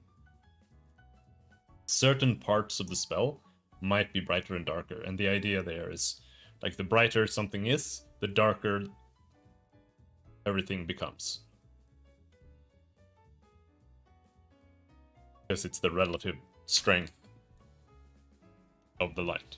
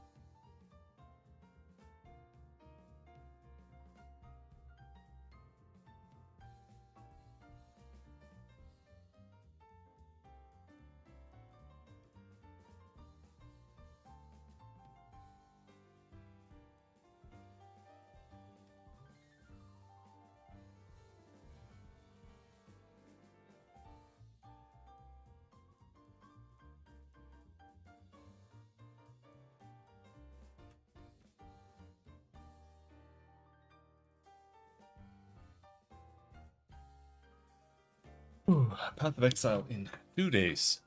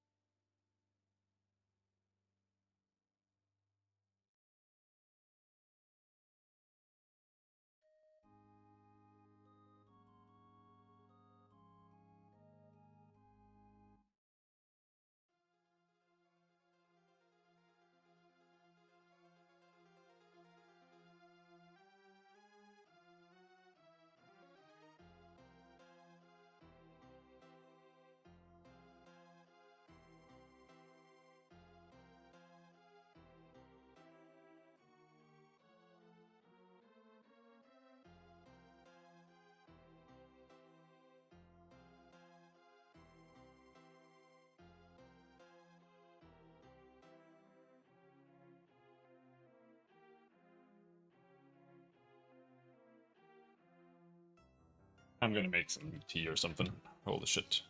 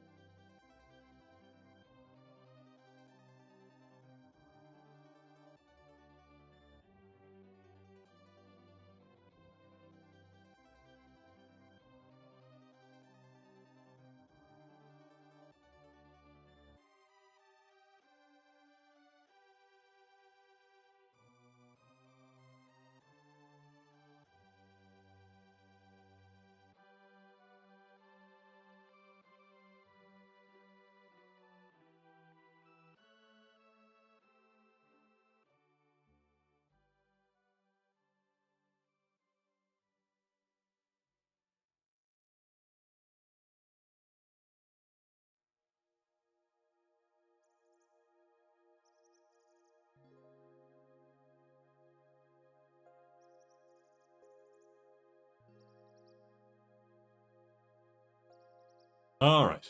Having to stand up, maybe.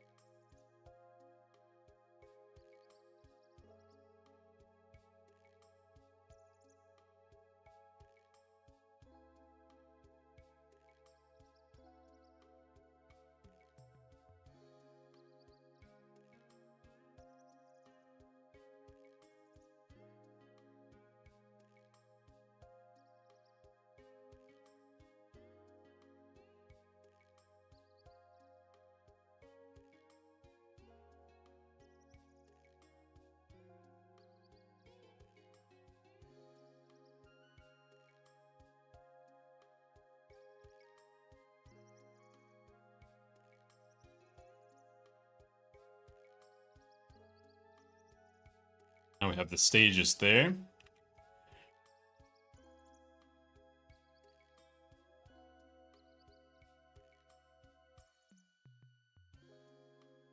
Current time index, and then we say lerp dim init. How does it work?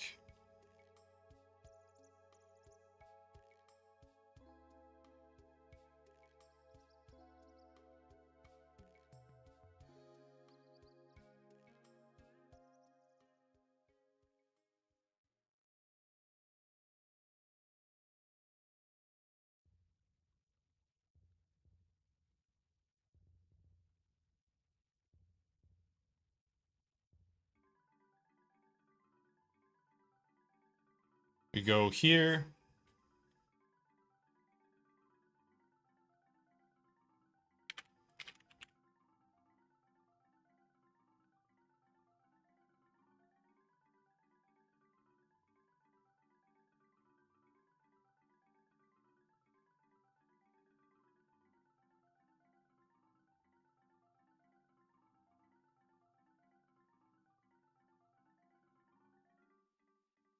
Auto shit that we don't need there.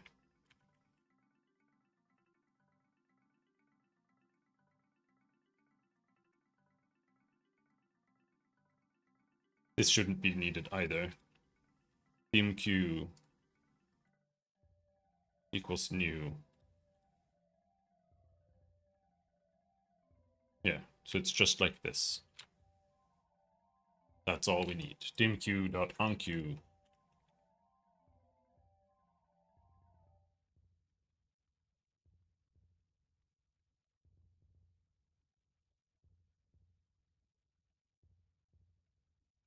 And then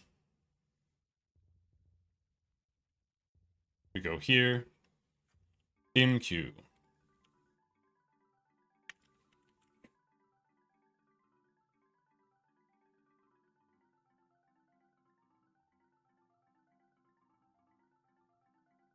Go to effect.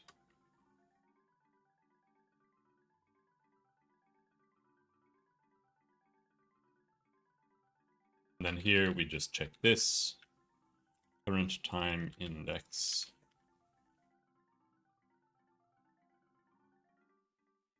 And that's all we have to do.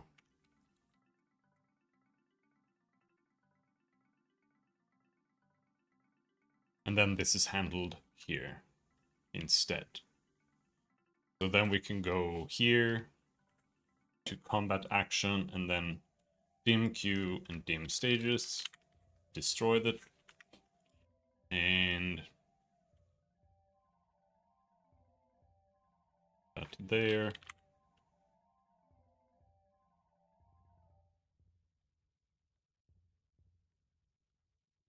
Well, that's not necessarily true either.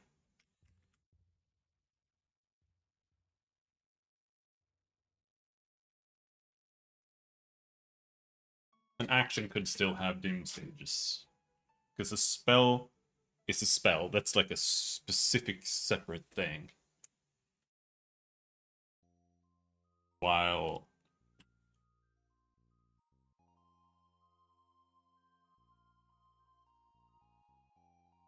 an action, a spell could be an action. A spell is basically a spell that you cast and it generates an effect somewhere else. It might have cast time. That's like the typical thing. But a spell that doesn't really have like cast time would probably not count as a spell in the system, like in the code. It would just be an attack that has like spell-like animations. But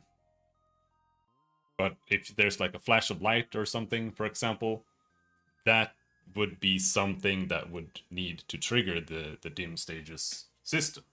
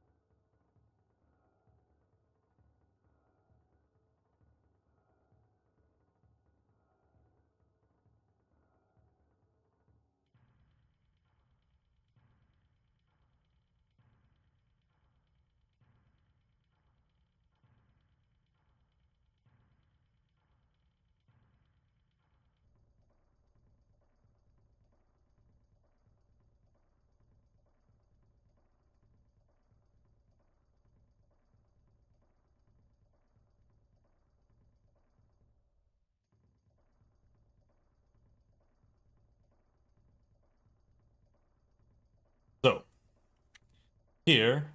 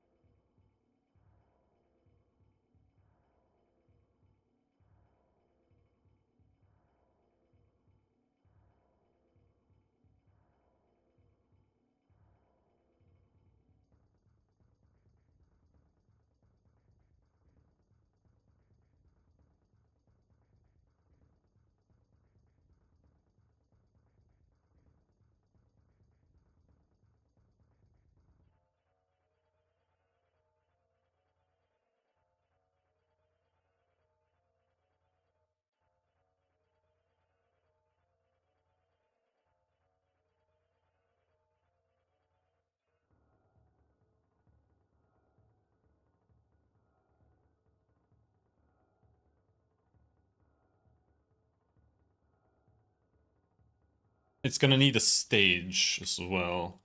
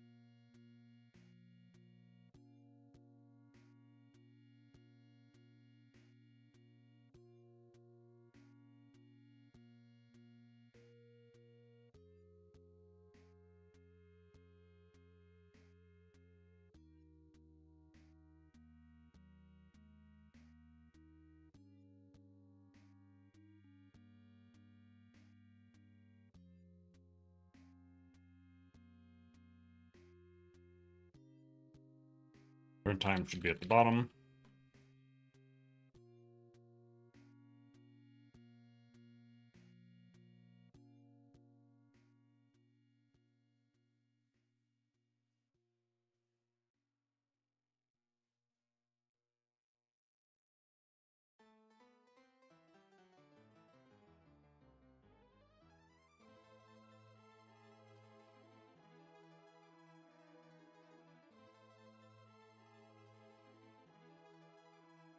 So we're gonna say... I mean, I don't really need to say anything. Not really. All we need to say is... Well, yeah, if... effect stage equals 0, and current time index is greater than or equals to. And this is where I guess it depends. Like, this is something that should probably be replaced at some point. But like, how long should it take before this spell starts playing? That's what this is.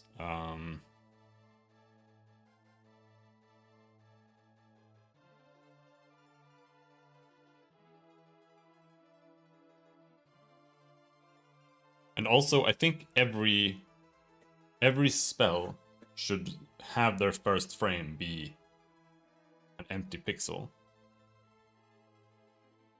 That way we can just set it. It can set its sprite, and then I can just pause it on the first frame without having to like hide it or anything like that.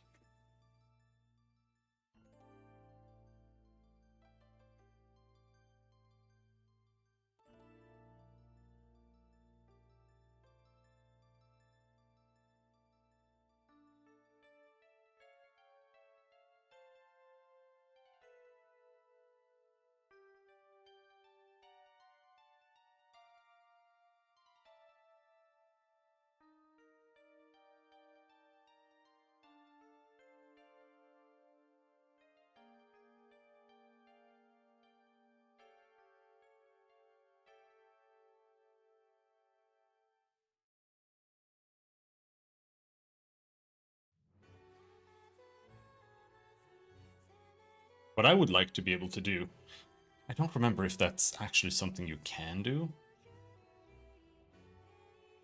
At least not easily. I would like to have comments here. So if I hover over lerp dim init, it would show there the comment.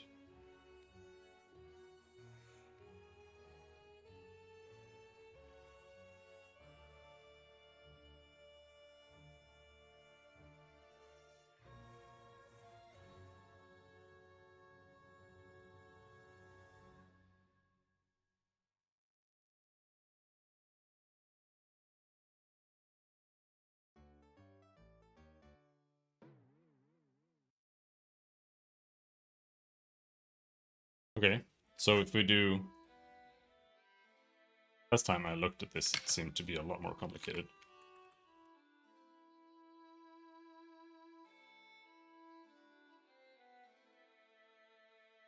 No, okay, it just works. Alright, that's good.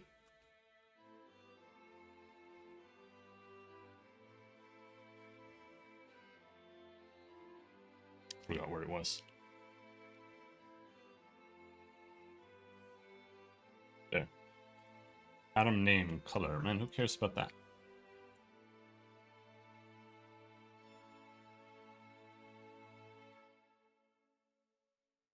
Why does it show that?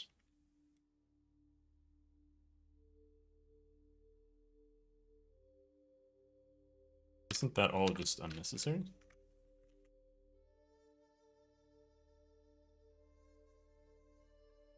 Yeah, that doesn't do anything.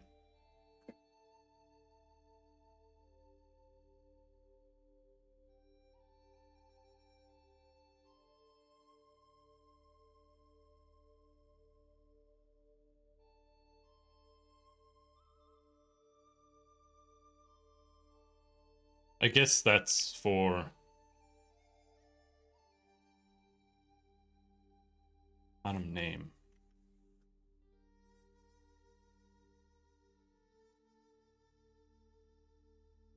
I don't know.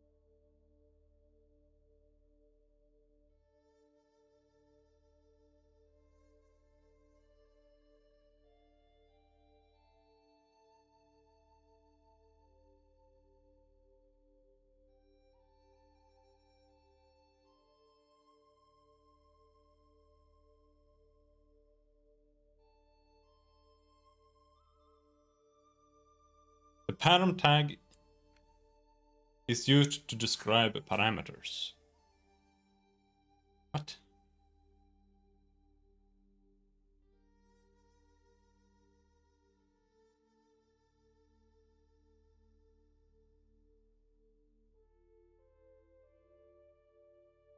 Atom name. Okay, so here. Color test. True test. That's how that works.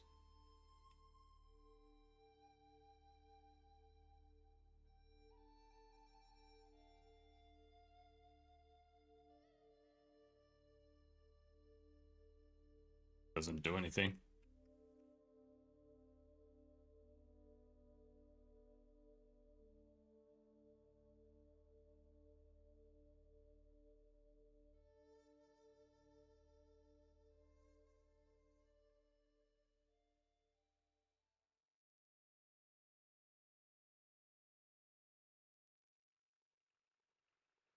The text for the pattern tag is displayed in IntelliSense, the object browser. No, it fucking isn't.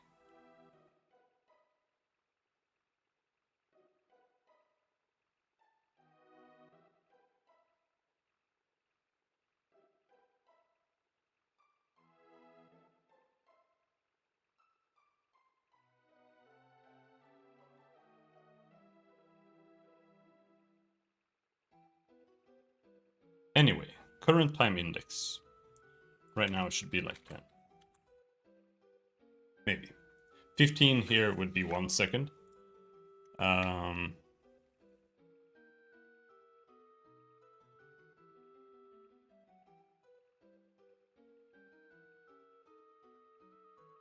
really sure. If effect stage is 0, then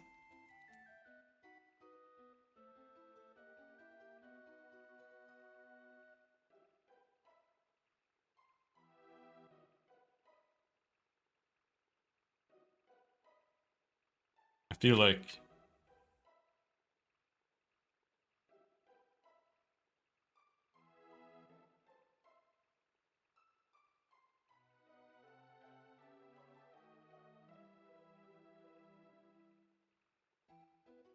I had an enabled somewhere. In the effect.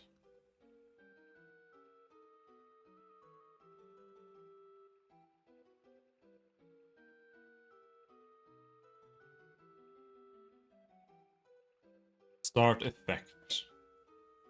Yeah, okay.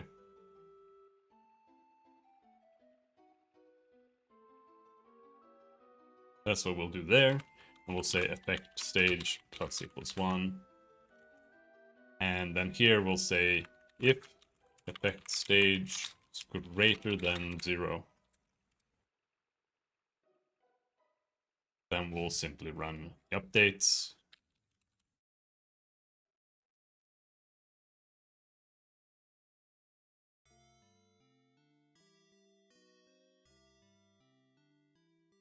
And that also run that there.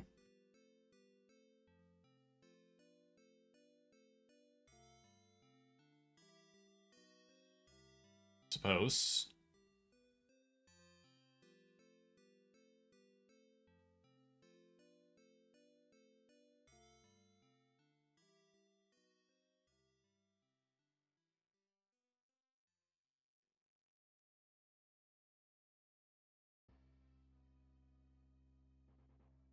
Hello, Jono.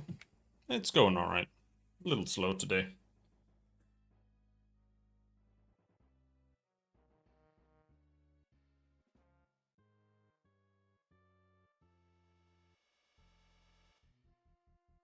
How are you doing?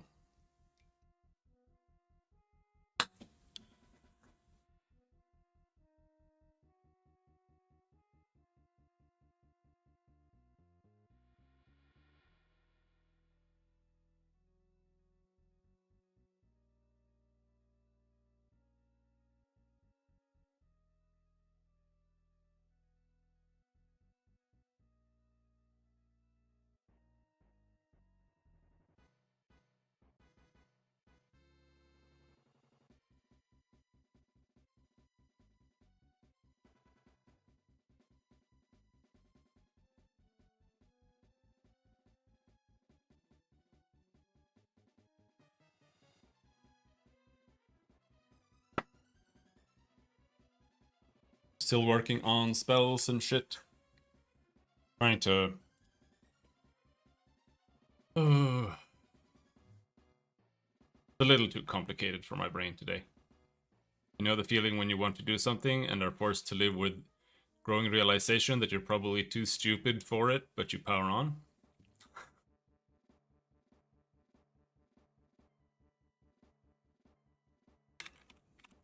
No, I don't know that feeling, actually.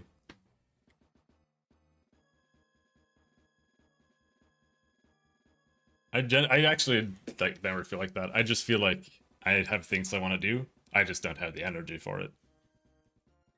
That's like me. I never have energy for anything.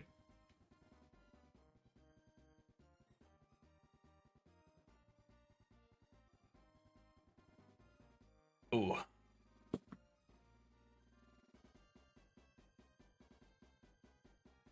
Can't recommend it.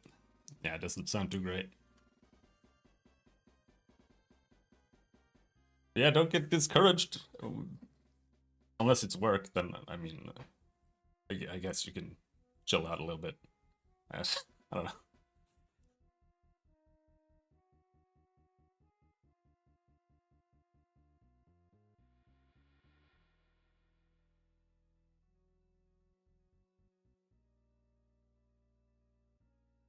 Drawing? Yeah. Don't get discouraged. It's one of those things sometimes. I don't know if you've been taking any breaks or if you've been mashing it the whole time, but it takes a lot of effort and mental fortitude to keep at it and practice the whole time.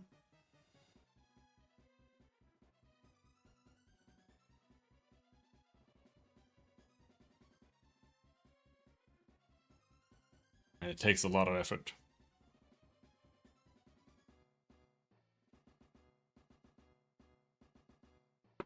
I don't know how to draw high-res stuff, so it's all different for me.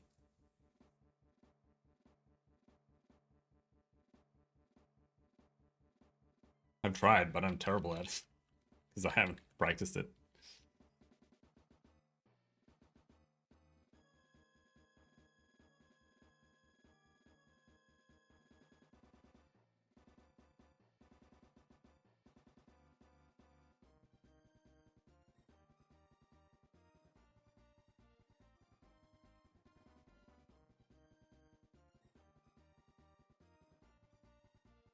I don't think I make any progress in terms of learning, just pure habit at best.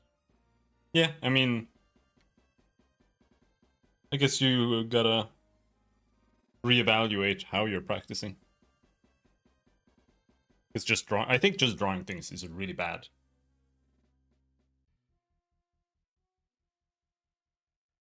The way I've always approached art is I find the best art that I can find that I like.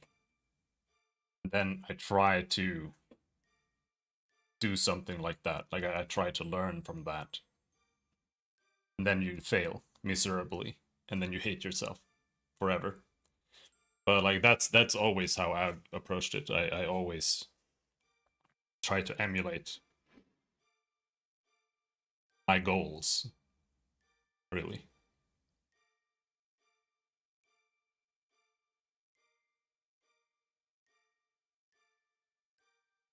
So it's never about just drawing things and trying to just make stuff and like maybe getting better that way. It's always about like how would this person do that, or how does this person draw hair? I'm gonna try doing it that way. I'm gonna try doing it like this guy is doing it. That's always been my approach. And even now, like I still do that. That's why I have like literally 200,000 images saved for all kinds of things, just hair, colors, line art, how to draw bark. you know. Hello, Knight. Makes me really grateful that my primary and high schools forced me to learn how to draw. Same with the required computing classes. They didn't do that to me.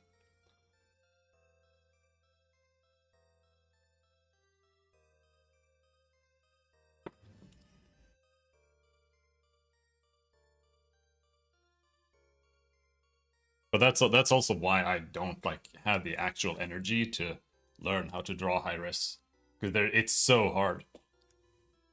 Pixel art it's a lot easier, honestly, because you can just sit there and tweak it a little bit until it kind of makes sense. But like looking at really like good high res art and being like, okay, I'm gonna draw like that now, and then just miserably failing. It's I don't know.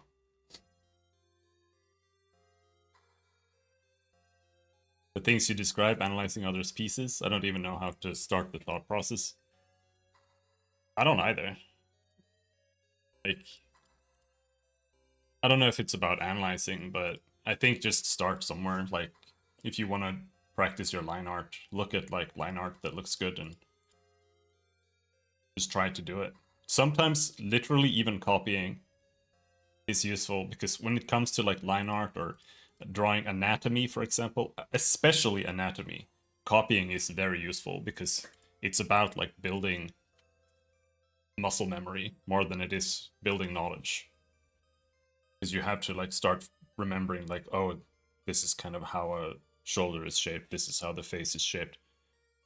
So just like copying faces and stuff like that, I think is very useful.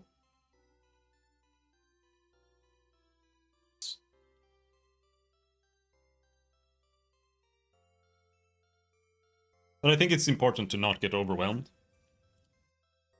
You know, like just practicing more isolated things. Practicing drawing just line art. Just drawing faces or whatever. I think is good.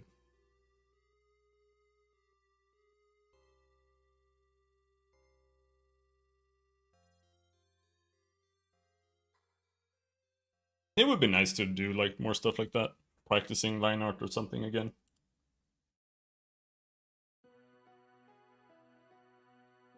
But this is just sapping me, dude. I can't. Because right now I'm more like I'm trying to find something to do in the evenings because I need to like just chill out. But I'm just finding games that are just pissing me off instead. And that makes it even harder to get back to working. And makes it especially much harder to like put in effort to learn line art in the evenings.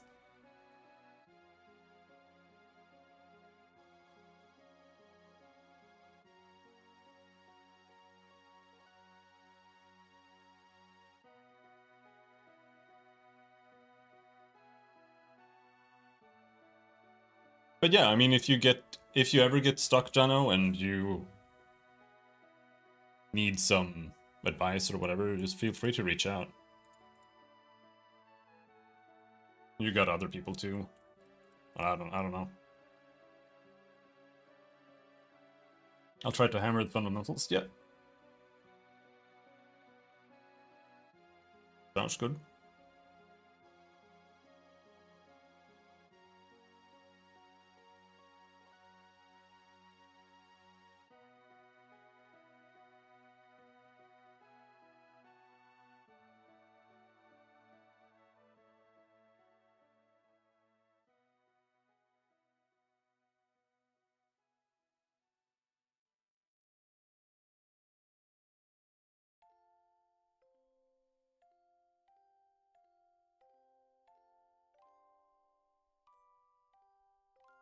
I'm completely cooked in the brain, dude. Like, I don't know what I'm doing.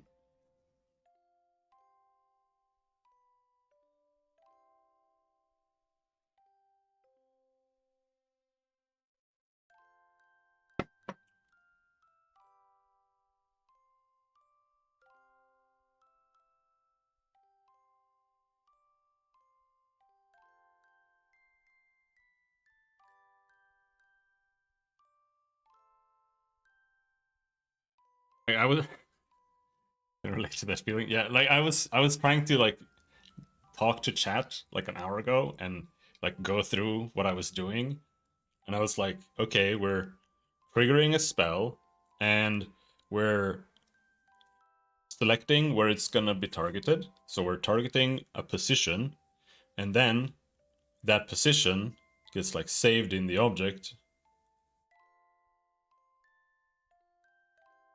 And then I just stopped talking because I didn't know what the fuck was going on anymore.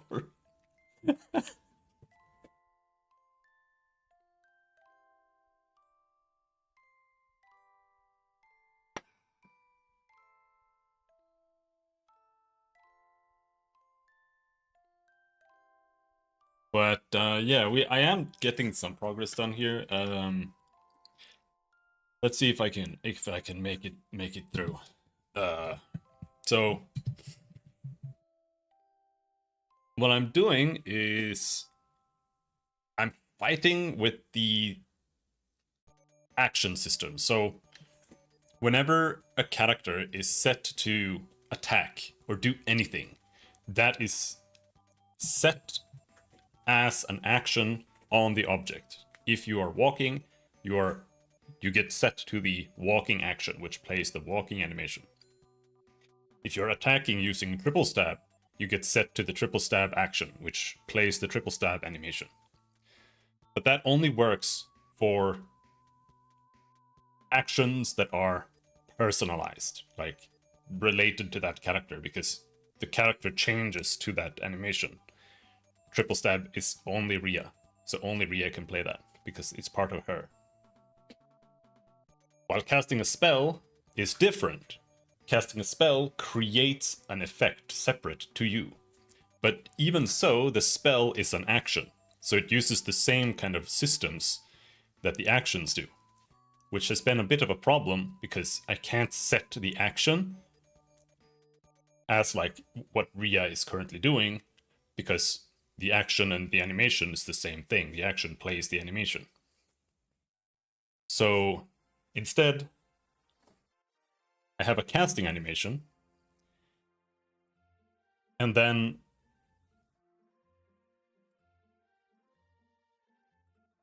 I create a new object for the effect, and then I kind of had to create like a new way of calling behavior from the action itself. So the way it works now is if you're casting a spell, the spell gets assigned as like a spell to cast on Rhea, for example. She is casting Cyrus Gaze. So spell to cast gets set to Cyrus Gaze in Rhea. And then when her casting animation plays out, as it executes the outro for the casting animation, when it executes the spell, the effect for the spell is then generated on the field. And then that effect needs to take over from there. That's where the behavior then happens. The effect is like a container. It contains the effect objects, which is like the laser beams or fires or whatever is generated by the effect itself. It can be multiple objects as well. And what's been tricky is that when the effect is created, it doesn't really do anything. It just kind of contains the parts and creates them. And then I have, for Cyrus Gaze, for example, the main part, which is like the laser beam right now,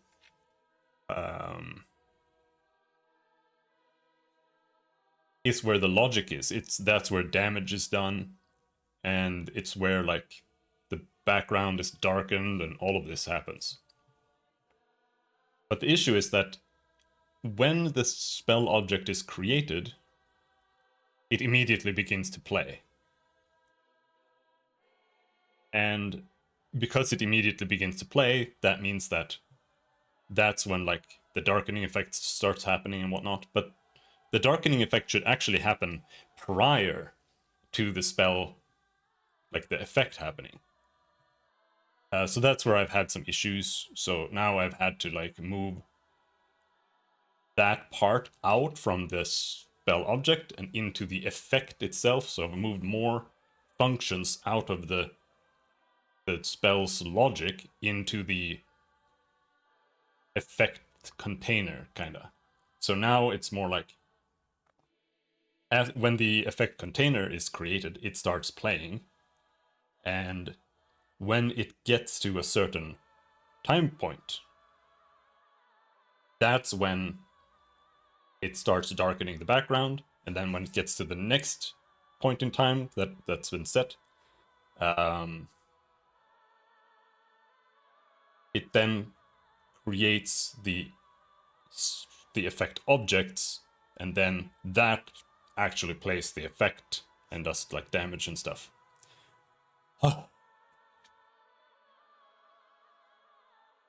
And figuring out how to do this best has been a little bit tricky, because the issue has also been that when I select a spell to cast, there's targeting involved. So we have to decide, like, where is it being targeted? Then it shows, like, yeah, okay, these guys are gonna get hit by this spell. And then the spell is cast, like, 6 to 10 seconds later, right? And then when that happens, we actually have to recheck the area to see, because people might have run away. People might have entered the area. So the original check doesn't matter. We have to recheck it. And I had to figure out where and when to do that too, which is also something I've changed, and I think that kind of works now.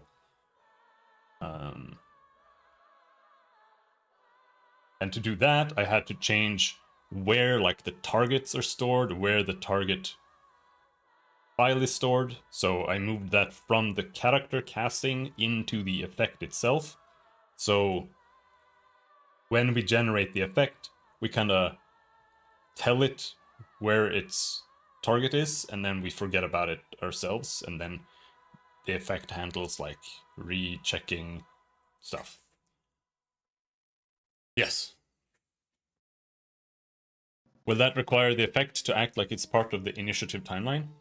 It depends, but yes, potentially.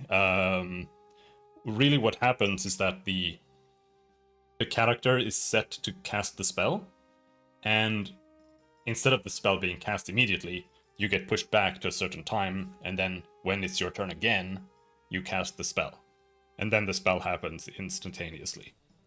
That's kind of how that works. But there might be spells that create effects that linger. And in those scenarios, that might require the spell to become a part of the timeline. But it could also just be like, let's say there's just a ball of fire. It could just be like every second that you're standing near this ball of fire, you're taking damage. Because that's how bleeding works right now. It's like,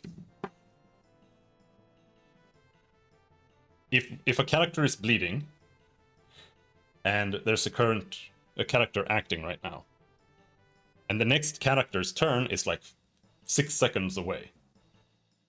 When this character acts, if it ends up behind that 6 seconds in the timeline, 6 seconds then pass, and then everybody takes 6 seconds of damage over time, if they have any applicable. And the same thing would be true to, like, standing on something that does damage every second. It's like, it depends on how much time is passing. That's the idea, at least.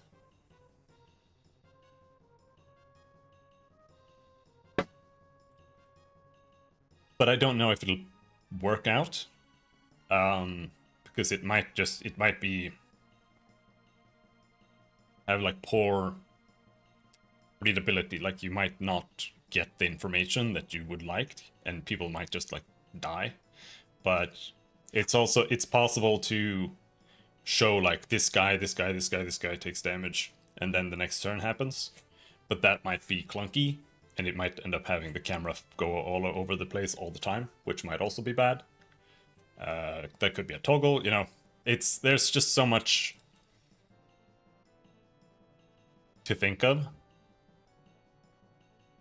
And I'm trying my best to figure out how to handle this. Because we are trying to make something new. Something a bit more advanced than in general games are. That's my goal, at least. And that is also Kib's goal in general. Or at least what we've talked about.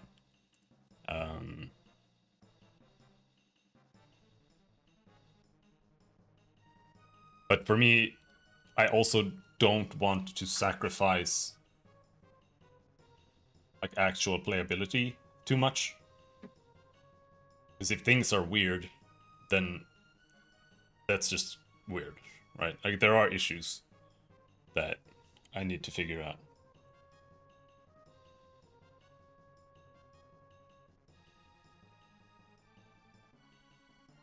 But right now the issues are mainly just code related and functional, just getting to that point.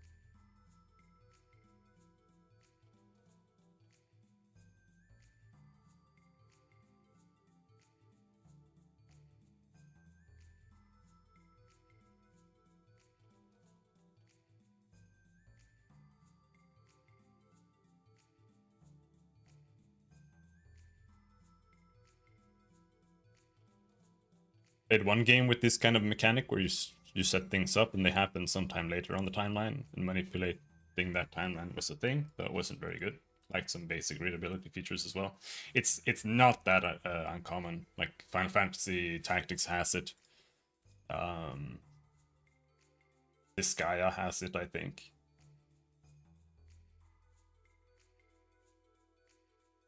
In tactics games in general, it's not that uncommon. Grandia does it. Grandia 1, 2, 3. I actually take a lot of inspiration from Grandia for the system. It's one of my main JRPG inspirations, to be honest.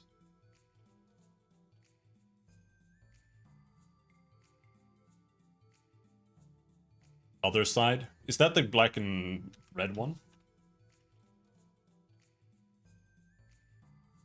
Yes. Never played that, because I didn't like the black and red aesthetic.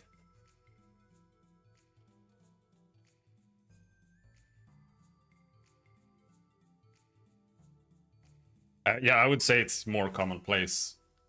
Any tactics game that is fantasy, I would say pretty much does it, more or less.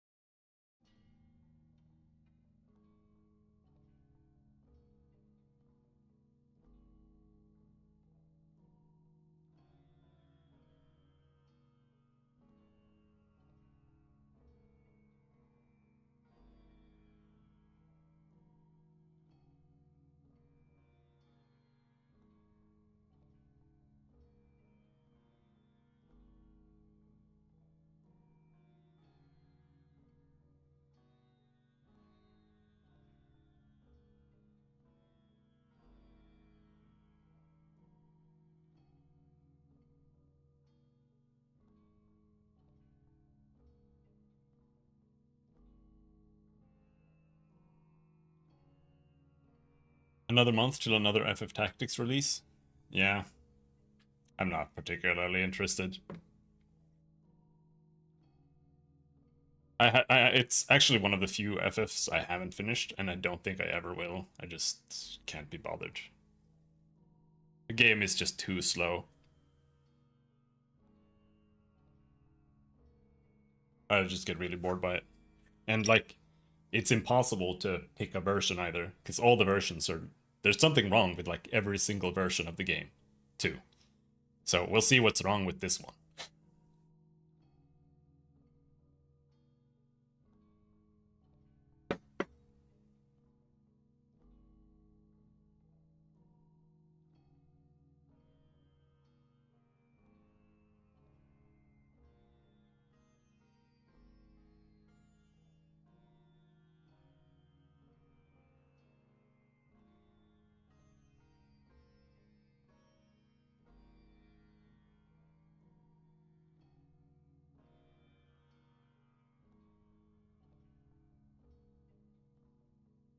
Hmm.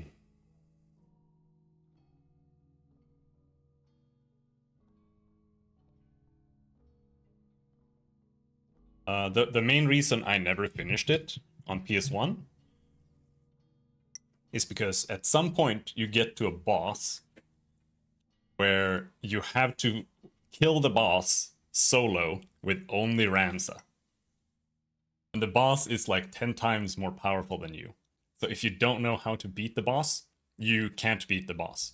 And not only that, but right before you get to the boss, there's like a 2-section map, right? So you go in to the castle, and then you save, and then you have to fight the boss one-on-one with Ramsa, and then you get to the next boss, which is even worse, and then you die. Then you're like, okay, I have to load and like level up or something. But if you load, you're stuck where you were. You can't actually leave, so it just takes you immediately to the boss, and that's the only thing you can do. So if you were like your characters weren't set up properly, or you're like slightly too low level, game's over. And that's what happened to me. I don't know if I even beat the first boss, but I was locked in there. Because there are like strategies to fight the boss. That's just stacking. There's like a power up you can do that like charges up your speed on your character forever. So you can just spam that and then run away from the boss until you have like max speed. And then you do the same thing for the attack. There's an attack skill that just charges up your attack. And then you just do that until you have like max attack and max speed. And then you just run around and shoot him with a gun until he dies. But it's when you fight there's like a vampire lord dude or whatever in a castle. But it was, I mean, I played it on PS1, so it was from when it came out. That's when I played it.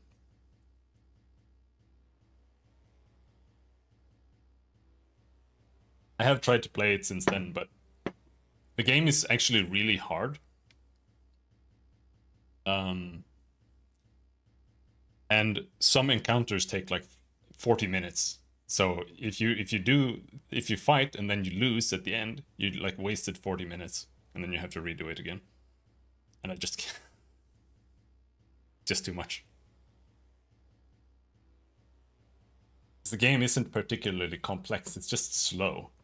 Like that's the only thing that the tactics aspect added to Final Fantasy. It just made it slower because it's not more complicated or in-depth or anything like that. Like the only thing other it has over other Final Fantasy games is building characters, because you can learn this and that from this and that class and like create your own character kind of. But otherwise the game is just it's just as shallow as a normal Final Fantasy game, except it's 10 times slower.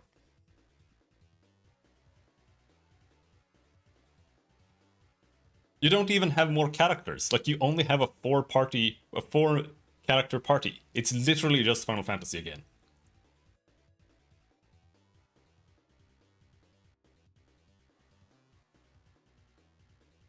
You have a knight, a thief, black mage, and a white mage. That's your party. Or you have like 3 dual wielding knights. That's what it kind of boils down to usually, I feel like.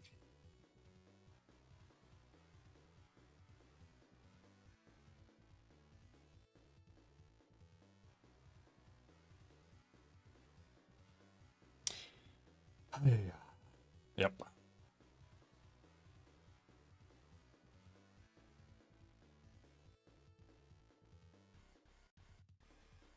Where am I? What is happening? What am I doing?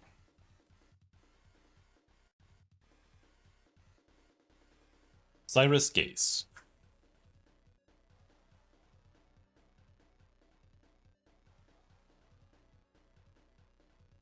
I don't think I'll be able to get this to function today because I'm not smart enough.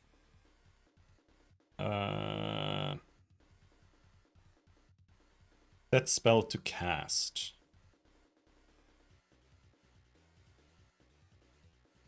I don't think this ended up being necessary.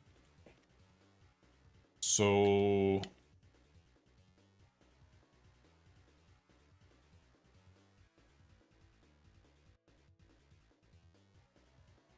action. Dim Q. This doesn't exist. And right now we are in spell. And what needs to happen is that front needs to be moved up to spell. And we have moved most of it, I think. Spell. Hits. Yeah. So we got the hits up there.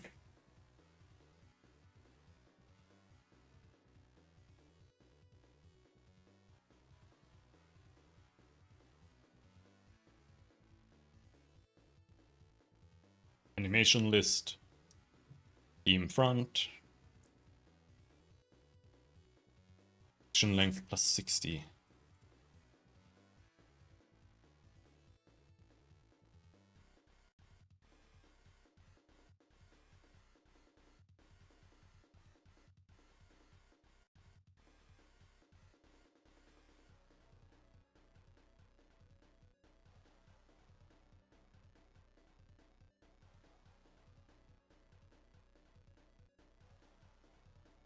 And then initialize, and then in behavior,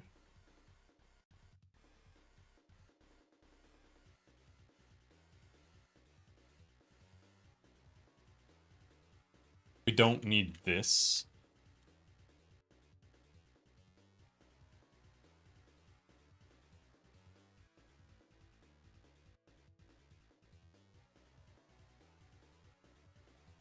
I don't even know which tactics games are like decent. I don't know if I can really even think of any.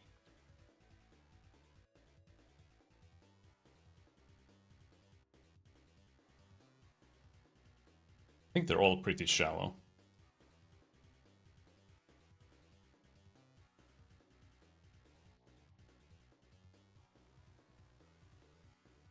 They're just like a minor extension from JRPGs. And JRPGs don't really have depth. You have attack and you have some skill and that's it. And almost every single tactics-based game does pretty much just that. Some do a little bit more, but not much.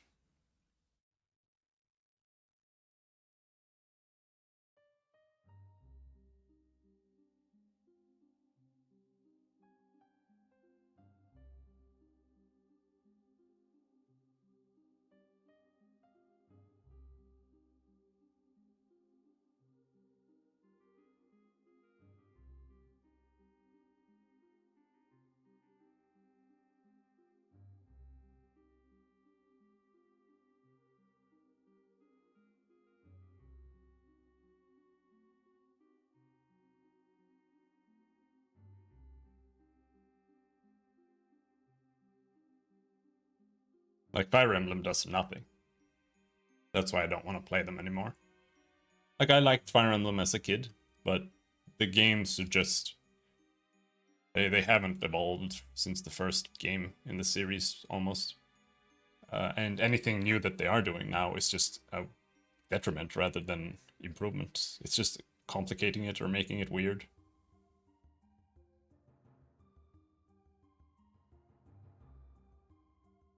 Otherwise, Fire Emblem has like 3 mechanics. You can stand on terrain to get a boost.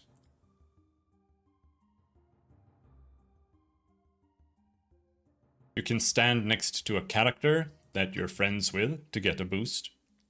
And then it's just rock beats, scissors beats paper. And that's pretty much the entire game. And then it's just positioning. That's why I don't really want to play it anymore. Because it's just becoming weavier, so like the setting and the art doesn't carry it anymore, because it's just unappealing to me now.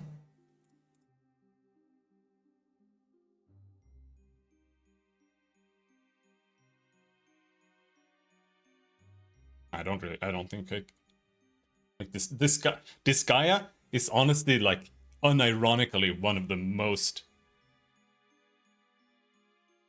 complex strategy games or tactics RPGs, but it has like nothing to do with how attacks work or anything. It's just like being able to lift and throw stuff actually changes the game to such an extent that it's quite unique just because of that. But otherwise, it's just kind of go in and do AoEs and shit. That's about it.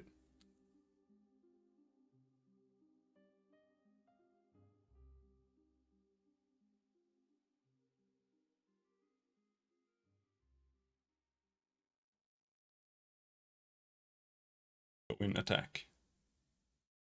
I just want more. I want to be able to sit down and think a little bit what you're gonna do this turn.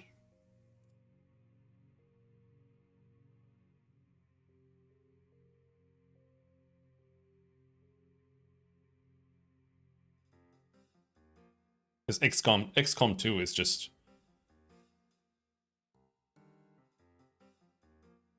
It's just risk minimization, like which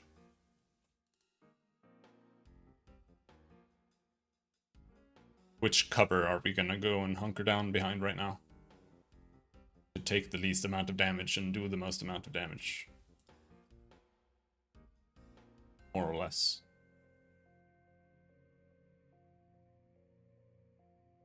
I don't know if Xenonauts 2 is very good, but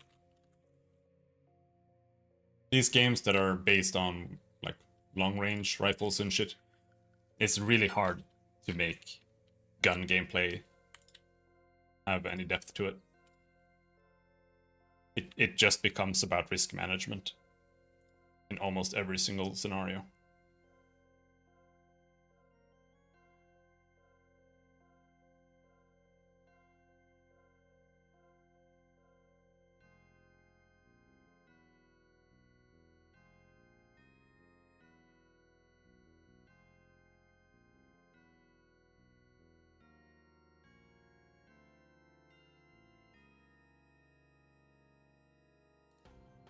Damn. I could never get into XCOM. I tried. I think XCOM 3 was always decent. My issue as with games like that has always been that I'm looking for something different than what they have to offer. So I don't really necessarily blame the games. It's kind of... I'm looking for a game like Dwarf Fortress. Like, I've been playing Dwarf Fortress for a few days now, and I never want to do it again. I probably will at some point, but... I just want games like that to be like Sims more than anything else. And to me, XCOM is just a story game. You just research the best weapon and then you go and win the game, more or less. And to me, that's kind of not really what I want. But I don't really know what I want either.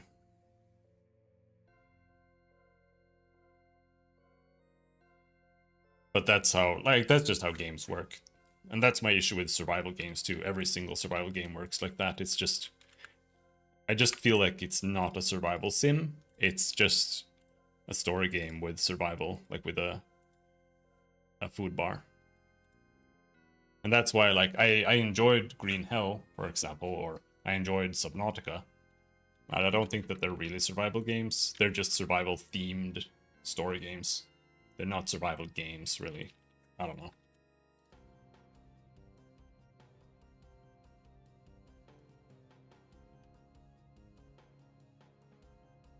Because I played Green Hell on permadeath mode. So I ran through the game like 7 times. And if I were to play it again now, like, it wouldn't be a survival game for me because I just know where to go and I know how to finish the story. So I'll just run through everything, just skip everything, because there's no actual like survival aspect to it. It's just there to make the walking sim a bit more interesting. Because otherwise it is just a walking sim. You just run from point A to point B to point C. Have you played Xenonauts 2? No, I've been thinking of playing 2, but it's in early access. I did play 1, but it didn't really click with me. Xenonauts is kind of clunky, but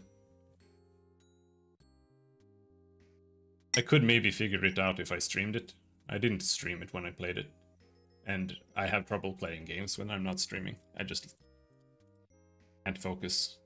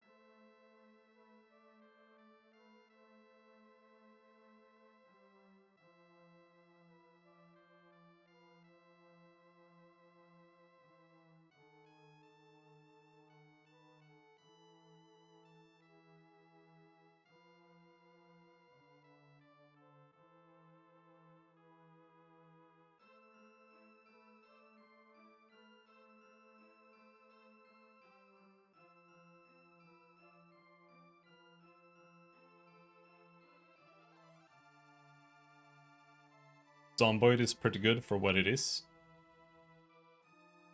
I feel like Zomboid is like an RP game. It's alright. See, it's this tricky thing where I don't know if I'll ever find or see a solution, where on one end you have games that are just story games with survival themes, right? I don't particularly like that, but I can enjoy those games. Like Subnautica and Green Hell are two of my favorite gaming experiences, just playing those on permadeath. But in hindsight, it's not what I'm looking for when I want a survival game, right? Like, it was just a cool one-shot game. You can never play it twice because it's just gonna, like, you already know all the solutions, so there's just nothing left, really. And then you have games on the other spectrum, like Zomboid, where it's just a sandbox. But then the question becomes more like, what am I doing in the game? You know, like... And I have the same issue with CDDA, because it becomes, you know, because it is a sandbox, you don't have a goal. So it's like, on the other hand, on one hand we have something entirely goal-driven, on the other hand we have something with zero goals at all. And it's like, do I...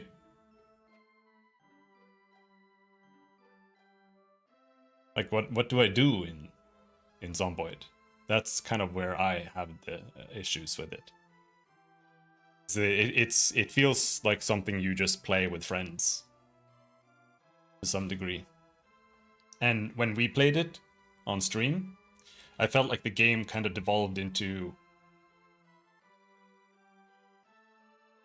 God mode, almost. Like, the second people had leveled up their melee, they just went around and just killed every zombie, and that was it. And then it just became like can collecting sim, more or less. We were just collecting cans and doing push-ups while like browsing Twitter. That's what it turned into. So,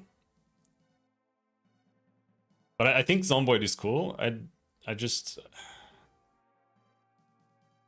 there are just certain things that make it kind of weird.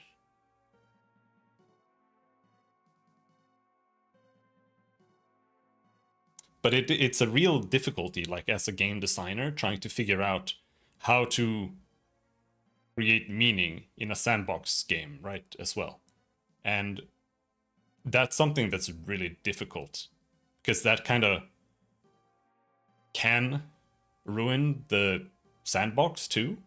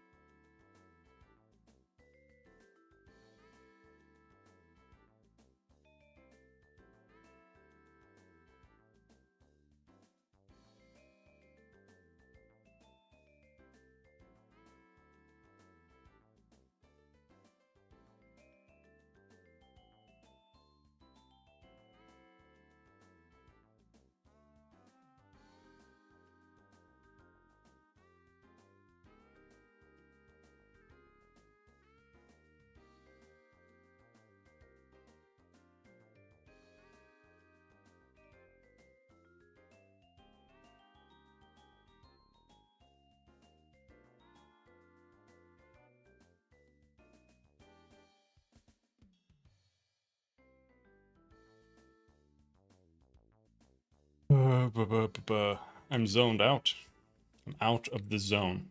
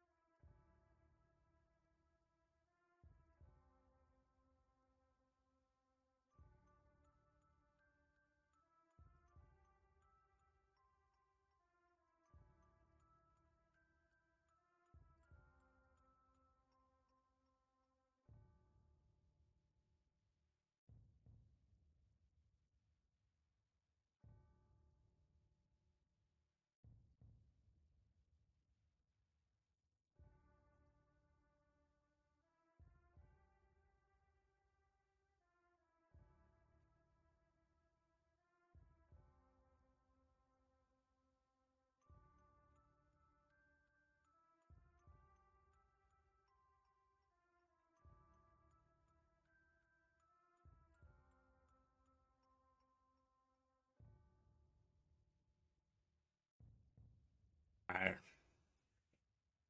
Yeah, it is good that they're working on it. And yeah, I did see that Kyle ended up having to play hardcore Subnautica.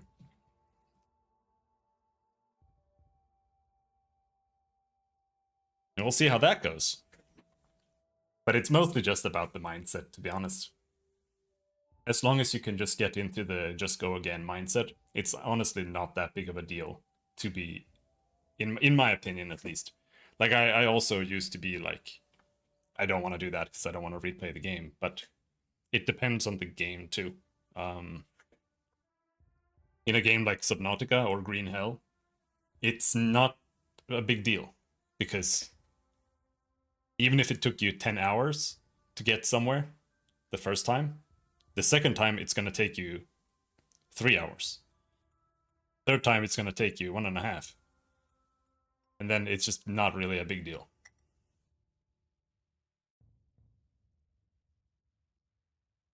And I think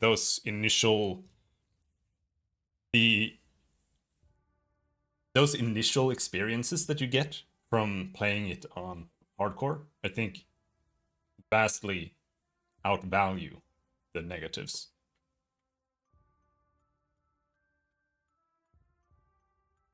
I don't really doubt his ability to power through replay.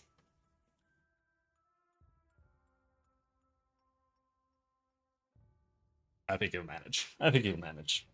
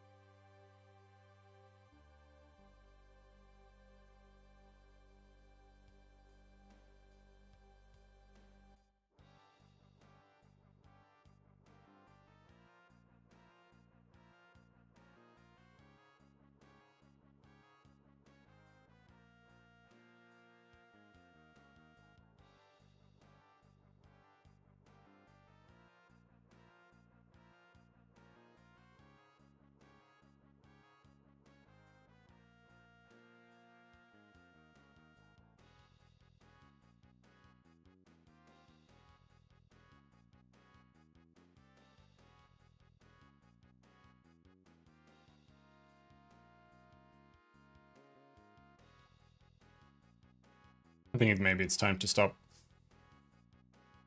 It's been a short day, but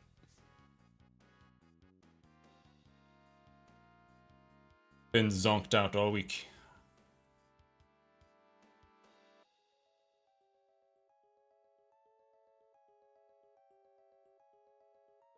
I can't keep track of where I'm at in the programming.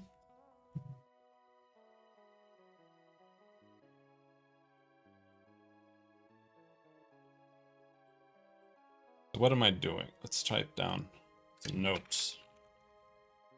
Moving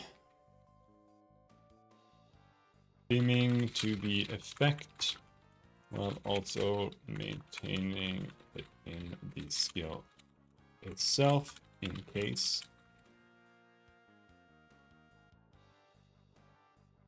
Trigger spells from execute spell.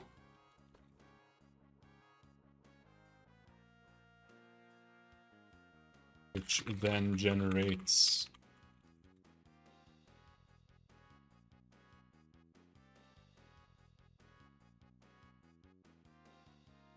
the effect, which then handles dim, which then spawns effect objects.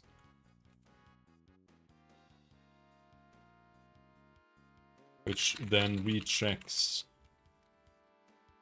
targeting, which then handles dim, which then spawns effect objects.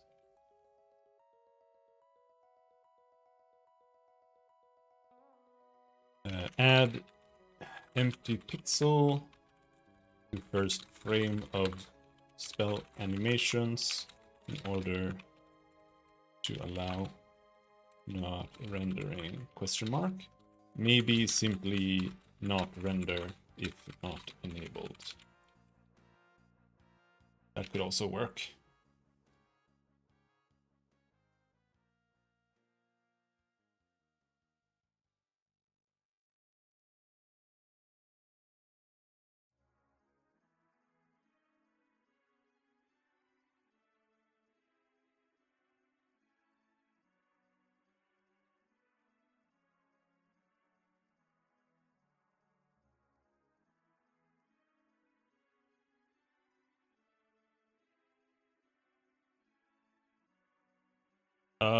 Yeah.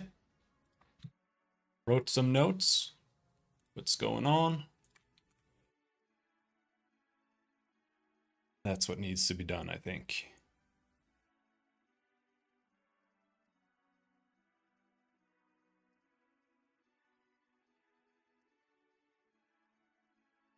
Jesus Christ.